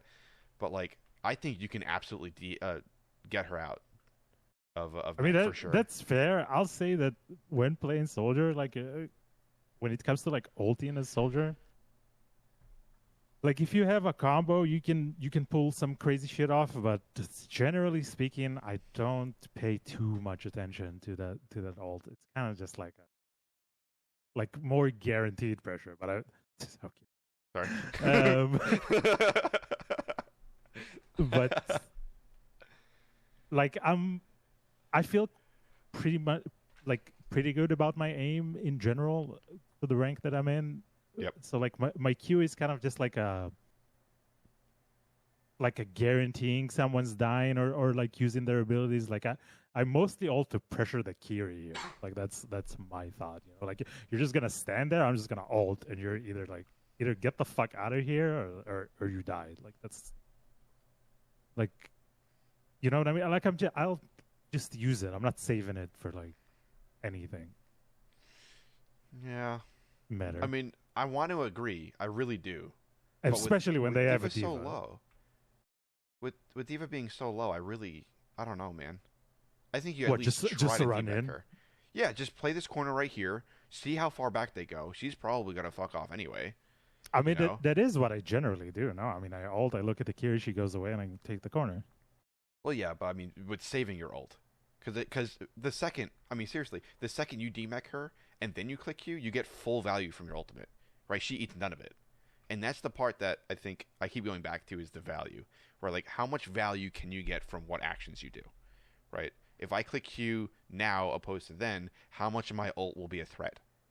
If I run here and do damage opposed to running over there, how much will I be a threat? How much will they be suspicious of me? How much will they want me killed? How little can they progress? How much can my team progress? It's always like just squeezing that washcloth and getting full value out of all of your actions. And here, I mean, we'll watch it back again. I think like 80% of your shit gets eaten, right?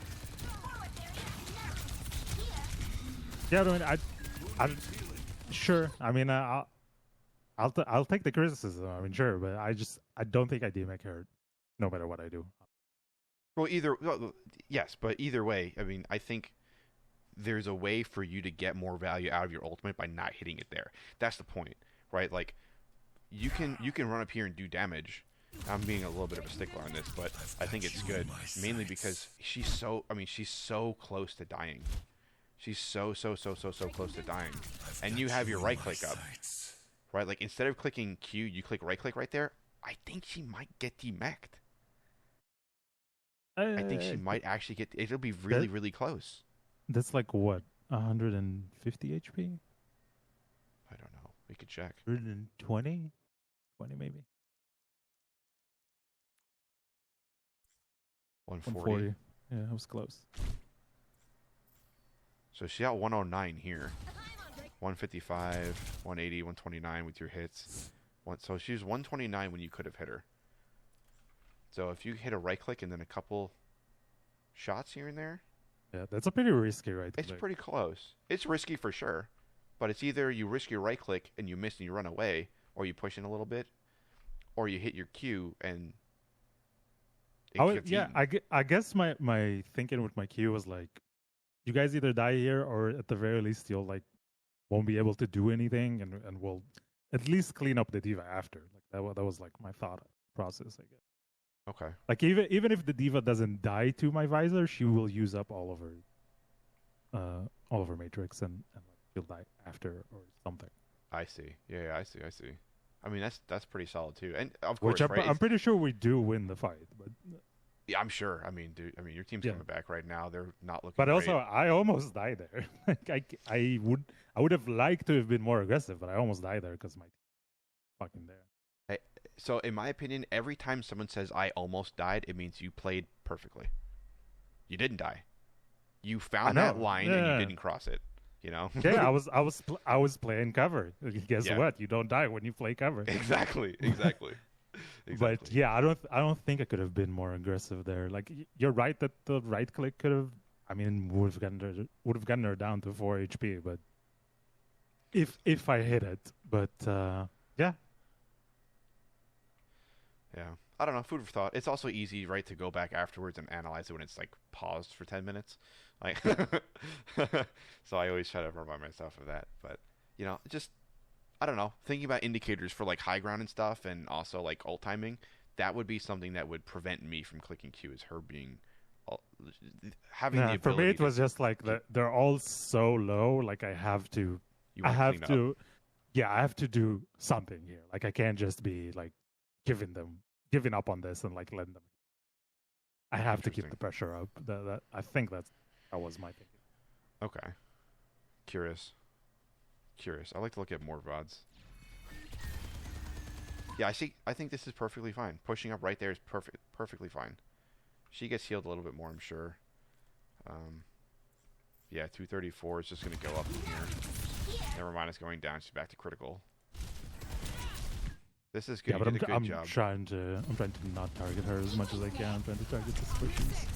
Yep. Oh, 10. She was 10. Ah. Dude, imagine if my team did anything this match.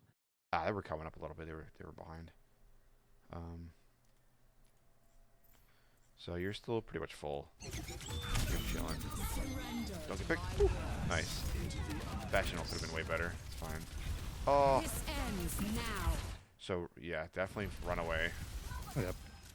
So right here, I'm immediately thinking high ground. Again, this is a perfect situation, right? Like you have your team kind of out front a little bit. There's a lot of shit going on. At the very least, take an off angle in here. Take a couple pop shots. Make sure that they know that you're there and that you're going to be a threat. So then they start to think, and then bam, hit high ground real quick.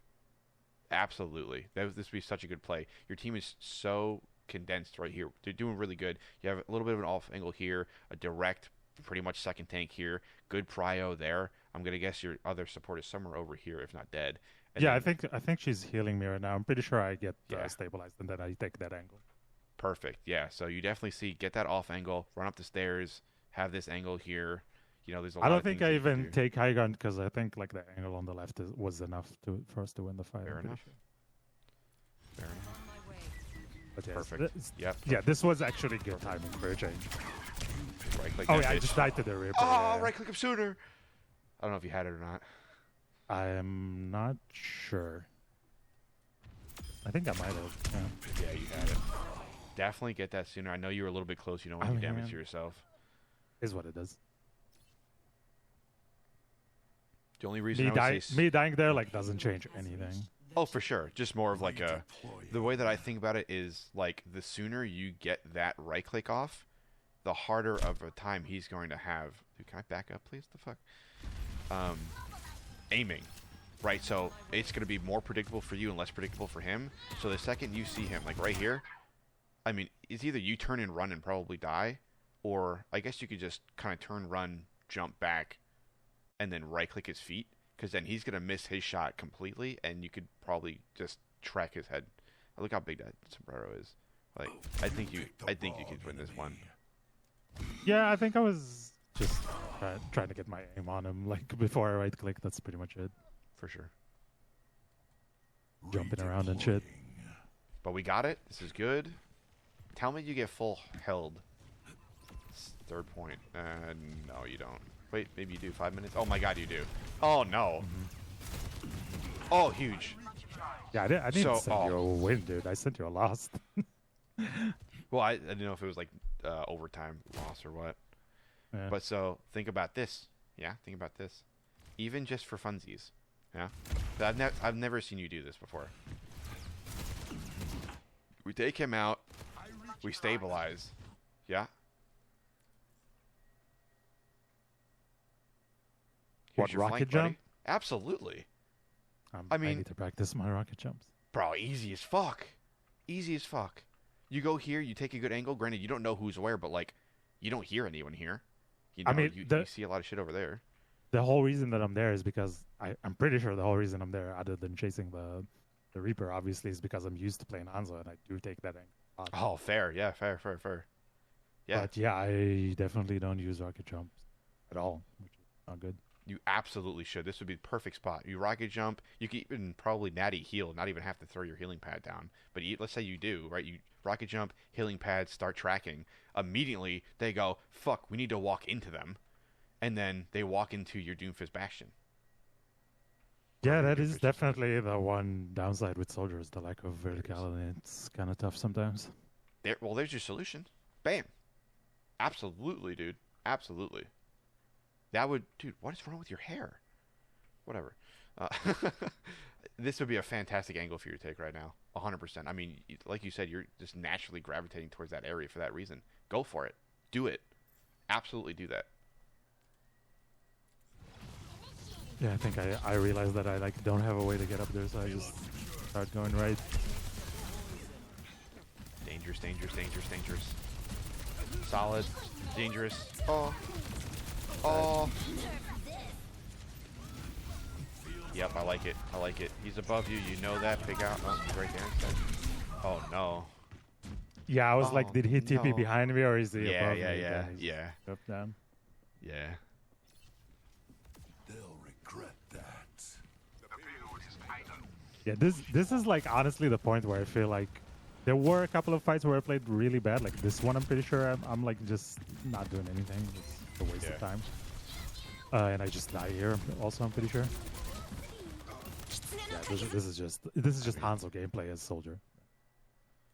Yeah, I definitely do that later. Again, everything happens way too late, but For sure. Recover your strength. Till you stand in the danger zone, you're going to get the fire, baby. Yep. No, it's just straight up Hanzo gameplay. Yeah. The odds are against us. They can't get away with this.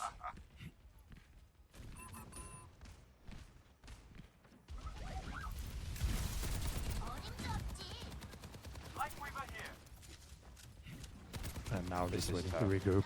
I'm just waiting for regroup here. Just Yeah, 100%. did some chip damage, getting my ult. Yeah, 100%. I like it. I like it. So I would be quiet. So something that is going to be less useful around gold and plat and more useful around Yeah, I was higher gonna say. Yeah, crouching. yeah, I was gonna say. I just don't think it's relevant at this rank. Yeah, But yeah, but yeah, I agree. I like that you're not running. I don't run. Yeah, I don't run. I'm walking. I'm like being Yeah, careful because I yeah, don't yeah. know what's around the corner. Yeah, 100%. 100%. Yeah, that's good. Okay. Just, I mean, all right, good. Just to make sure that you're aware. Which Yeah, I I'm know you playing are. very careful. I'm checking on my team, but I'm definitely trying to get this angle going. But so I'm noticing this too, and I think I'm at fault of doing this as well. So when you're here, you come around the corner, bam. Your prio is that tank. It seems like. Well, you kind of swapped a little bit. I like that, but tank is here, right? So you have to know, because you can see your Doomfist here, right? That line is somewhere in here now, and kind of like this, because we're gonna use natural cover and where we are and everything. But essentially, this is our skirmish line. The head is here, the head is there. They're going to go at each other. Bam. That means you have the perfect opportunity to shoot down or see what's going on their high ground. Right? You don't necessarily, I'm going to say you don't know she's there, but you can go up and peek her from the side and see, okay, here's a ones, baby. I could win a one, right? I'm good enough. I can do this. Right click, shoot, shoot, shoot, shoot, shoot, dead. Now this whole area up top is yours. Bam, bam, bam. The only thing she's going to do is either fly in and try to do the same or fly out and say, nope, this is still mine. In that case, all of this is now yours. All of this space is now your team's. All of this. This whole thing is yours when that happens.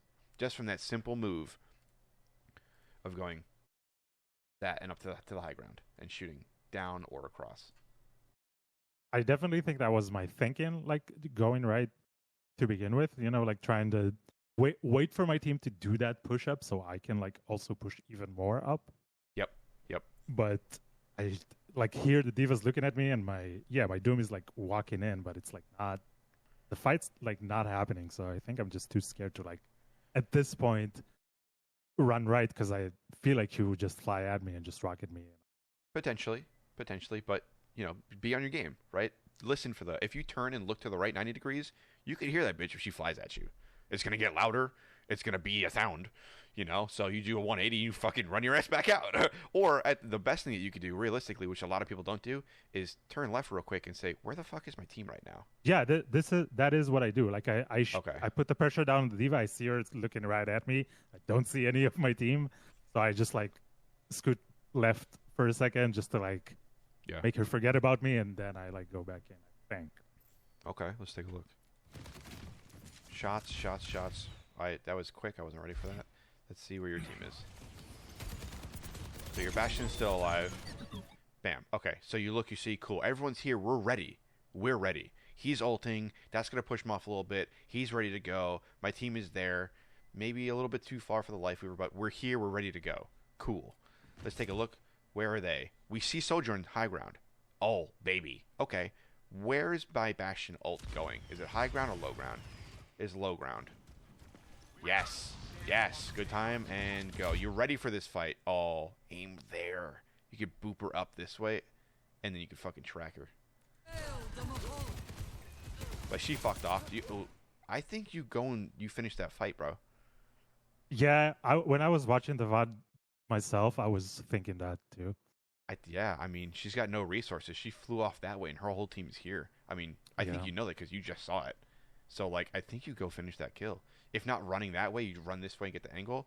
Like, Yeah, I agree. obviously, either this way from around, That's a bad priority on my or part. just like that. Something. I don't know. Anything. But she's low as shit. She's very scared. She's going, oh, fuck. Right? Be more of a threat. Yeah, I agree. That's definitely a bad priority on my part. And Kiri TP'd out. So that's fine. But regardless. Nah, you're fine. Nice I'm playing kill. my life. I'm playing my life for the most part. See, don't shoot the tank there. Like, what's the point? Where's your value going? You can either pump the diva in the ass. Biotics deployed. Well, the Soj went out of my LOS and the Reaper was in shift, I'm pretty sure. Generation. The Moira, yeah. That's a big... I mean, she's not... You don't see purple.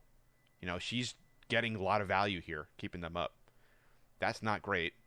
You know, once you shoot her once, she's going to have pretty much full health. It's like, all right, fuck it. She even has full armor. It's like, there's got to be something else I could do. Right? My right click is up in a quarter second. I mean, there's more valuable targets for sure. That's fair. And I think, yeah, I was just like kind of scared for my life. I think for like too much. a little bit, yeah. Push. So I wonder why though. Like why? What was the biggest threat for you? Because thought? I just saw my team like not moving, and like what are we doing? You know, and then my Bastion died. Yeah. Not. I didn't ideal. have heal pad either. Yeah, but you got legs and you got a mega behind you. Yeah, which is Yeah, why there's I'm playing this resources. corner. Which is why I'm playing this corner, like just Perfect. being ready to go for the mega. Sure. And if you extend a little bit to your right, you have that mini as well. Yeah, I think I didn't take the mini into account. But like there's resources there, but the biggest aspect. Like or mechanic honestly, for this kit- if I had heal pad there, I think I need to ult. Honestly, Potentially. I mean, this would be a good position where the diva's not close to DM you. So yeah, I mean, you know, Kiri This is TP just- just happened to be yeah. dead, and it's just Mori like a faded. situation. It's just like a situation where I feel like I'm taking the angle that I should be. Yeah. I'm killing the Kiri. Yes. I'm doing whatever I need to do, but my team is just stuck in the fucking choke. And like, That's what okay. do I do at this point? You do this. You keep doing this. If they're stuck in the choke, it's because there's someone there. If there's no one left other than what's stuck in the choke, that choke is gonna die. Right? Your team will do better because that diva no longer has any resources. If you go in the back and you cut the legs off, like we were saying before, right? If that tank is making great space and has great support and they're where they need to be, if you cut off the resources, they're no longer where they need to be because they have no sustain. They need to leave. So you killed the Kiri, you saw the Moira fade, you kill that Moira, you win the team fight. You clean up the Soj maybe, but that's what you want to do right here. You're where you need to be. You're doing what you need to do. You're doing perfectly fine. Right, she comes back up because she has short-term memory loss. She forgets that you're here.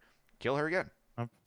Yeah, see, I swapped her immediately. I just don't have Maybe. the shots to kill her. I was gonna say maybe wait for that right click. Fuck off. Before I think swapped you her? get out. Yeah,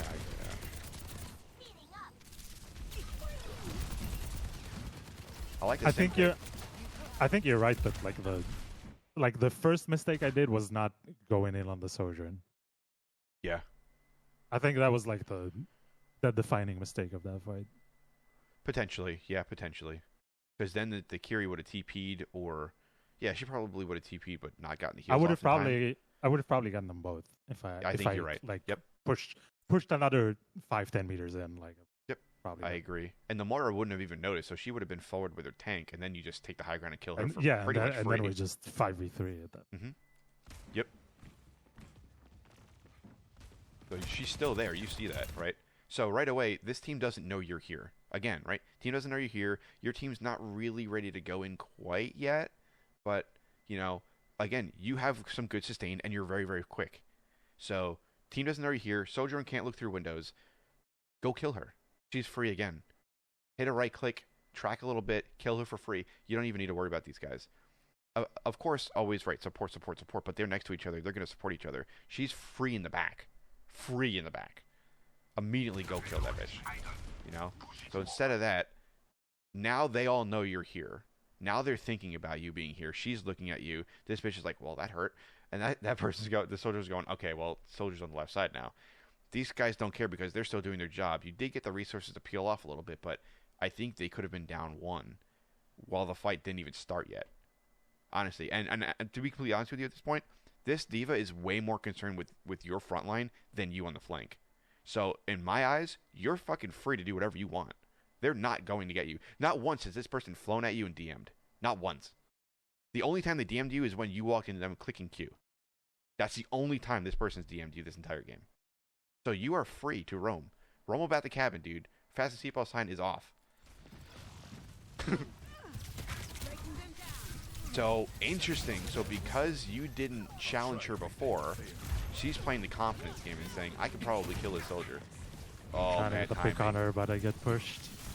So that's what you see how that dynamic of those fights changed because you didn't solidify that fight last time? She goes, I have confidence. This person's afraid to fight. You're playing very timid. You're playing very passive. She's going to go, all right, I'll bring the fight to them because I think I have the confidence here.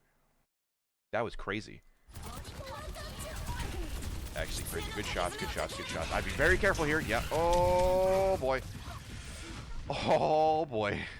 Dude, she hits Q. I get out of dodge. Oh, boy. Maybe it's just better to die and reset, though. Who knows? Yeah, I mean, definitely not where I want to be to begin with. I just got pushed It out happens, of my, yeah. my flank. Yeah. Yeah. But I think this is a good VOD review for you because I definitely see... I hear you thinking differently right now. I hear you problem solving. I hear you thinking about approaching these fights very, very differently. Where, like, it's okay for you to be here from time to time, but, like, for the most part, you're so much more valuable on an off angle. Think about how much people need to go out of their way to deal with you and why they haven't done that yet. That's what makes soldiers really, really, really good. You see a soldier in high masters, low GM, high GM, top 500, whatever, they're constantly being pests. Shooting from the edges, running all the time, being very cheeky, like playing to the kits. Pros. I think I just like had zero confidence in the ability of this team to like even if I go in and I get a pick and like I get their attention and everything, I just had no confidence in my team like getting any value off of what I'm doing. I feel that. Yeah, I feel that. So I was definitely playing my life because I also felt like my supports are just, not being with me. So I'm playing timid for sure. That's definitely right.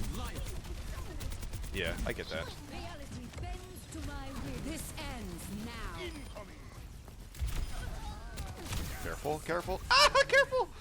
Bro, Wait. she's I'm ulting, full dude. HP. I'm in a tree. I'm full HP. Oh, man. Like fair, but I'm in a tree and full HP. Don't worry.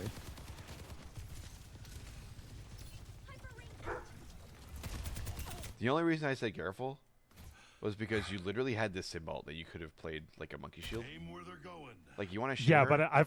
but okay. So if you want to like go for macro here, I didn't run to the wall because if I run to the wall, I make myself a much easier target for her, which is why I just jiggle. Wait, which wall? This wall? No, the sim wall. Oh, the sim wall.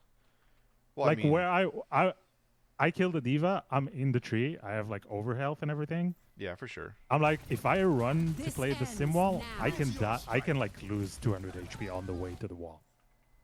So I would rather just jiggle and make myself a difficult target there. Yeah, fair. 60 seconds remaining. Which you see, like she doesn't hit me. Yeah, Once. fair. And then I play the wall. All right, fair enough.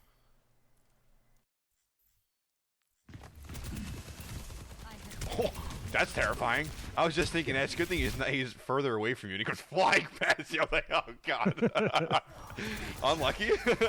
Unlucky, dude. Honestly, you run behind you go up top. Run behind, turn around 180 degrees, and go up Yeah. top. Every That's time. fair. That's fair. Good shots. Don't right click, don't right click. Now you right click. I just didn't have a target. Yeah, that's fair. Now, you can right click with ult.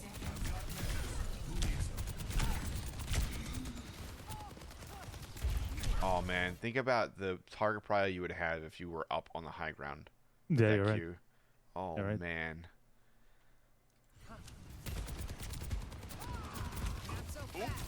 Run. That's weird. Your sound is getting fucky. My sound is? Yeah. Alright, hold on.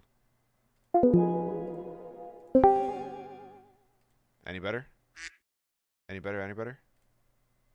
Yeah, I mean, it was the stream sound. Your mic sounded okay. Oh, yeah, it happens. Share screen. I think you can still see, right? And Yeah, I'm here. the marker and shit. You can see the pink? Yeah. Alright, cool, let's make sure. Alright, cool. I mean, we're at the end. Yeah. But yeah, we just still lose that. 10 seconds. But yeah, you're right. High ground. Dude, Yeah. I really wonder if that doesn't turn around if you grab that high ground. Because Maybe, she's right? JQ at that point. It's like, what is she going to do other than land it? Keep the camera up here and like roll back. Yeah, for sure. Like, you want to see both sides or like one side or the other? Just put it on the high ground. On the high ground, like where I would want you to stand? Yeah. Probably. I mean, you can get cheeky and stand here. Or that's a little bit too much. I'd say probably like back here. Yeah. With Just the roll option back. to click Q and run. I want to see that fight from this angle. A little bit further forward, right? No, it's fine. It's fine. Okay.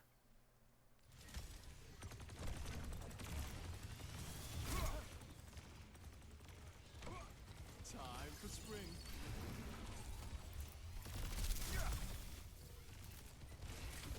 Yeah, I was kind of like trying to keep Oh, the man. angle, like, Dude. Yeah, dude. She's dead because I mean, even they're taking the angle. He shouldn't be here.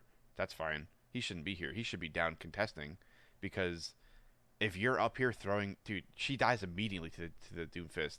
If you're up here, you click Q and you push them all back into this room. She dies, you walk in, and I think they just die one after the other. 100%. she just swapped to Jake. You right? I think so, yeah. Yeah, I think. Yeah. Like I can try and rationalize it, but no matter what I say, like the diva can contest me on high ground. I'd rather be like on low ground. But yeah, I think you're right. I think you're right. And high ground was the play. Because look at this. I'm going to show you this too. This is another eye-opening perspective. Watch this.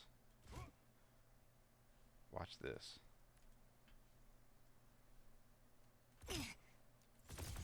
Watch this. You take a lot of damage, huh? Purify.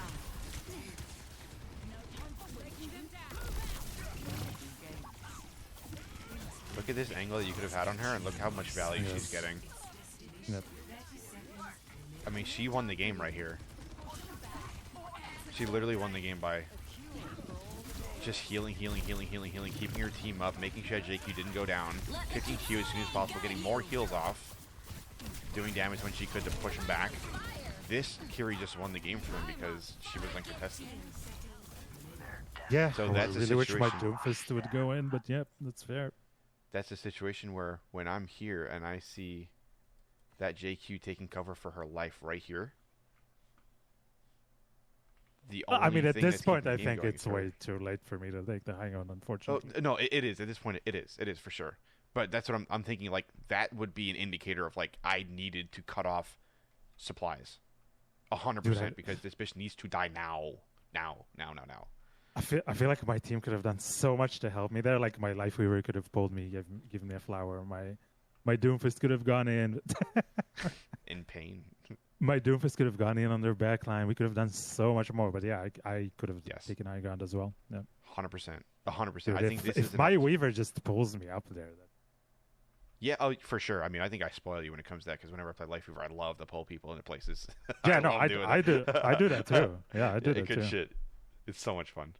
But yeah, I definitely think that this would be a perfect situation of a way for you to at least get this game into overtime. But honestly, I think between everything that we saw, if you swap Bastion second point, that monkey gets nothing done, and then the game changes from that point forward. Let's just assume that he doesn't for some reason. I think you guys win second point and you hold him there, and I honestly think you win this game. But let's say even if it does get to this point, you're getting into overtime by taking high ground here for sure, and you can see that for sure. Yeah. So, I mean, I think, like in terms of what we were talking about earlier about the swapping and all that, I think it is fair to say that maybe I should, like, even if I don't, for the most part, like, don't really want to swap. If I don't, if I feel like I'm getting value off of my hero, maybe at the very least I should be more open to swapping if I do have a one Drake tank. yeah. Yes. Because if the tank is not playing the swap game, then maybe I could do that myself. It's a give and take, right? And it's like, I think, for me at least, I found it difficult to do that at first because it's very easy to be like, why am I playing your game? I'm playing this game to have fun. Why am I playing around you? But at the end of the day, it's like, it is a team-based game, and it's like, you don't want to turn into that person, right? Like, you don't want to be this guy that fucking locks Doom and gets rolled, right? So it's like, in order to counteract that, don't be that guy. Like, proactively don't be that person, right? And then you're going to find out, like, you start to have way more fun because now you have way more options. You're like, okay, this changes the dynamic of this game like crazy. Like, there's so many different things that I could do now. This is a lot more fun, actually. And it just becomes, like, way different and way cooler. And it's like, it's just fun. Duos become more fun. Trios, quads become more fun. Like, just more options all around. Cool. Yeah. But I think my main takeaway is because for the most part, like, yeah, like I want to climb, but I do want to get better at the heroes that I want to be playing. You know what I mean? For sure. So like I don't care that I like lose games, drop rank. Like I don't care because it's like it's an opportunity to take a look and see what I'm doing wrong. Sure. And I think that the main thing that I'm doing wrong is that I'm way too slow on taking off angle. I can see that for sure. Yeah. This is just one example. I have seen you be more aggressive on flanks though before. This might just be this is just like a game where I like kind of understood that my team is not going to do anything. So I was trying to make things happen, but also stay alive at the same time. Yeah, but identify those opportunities, right? Like the entire time I couldn't tell. Like we were talking about the second point over here, right?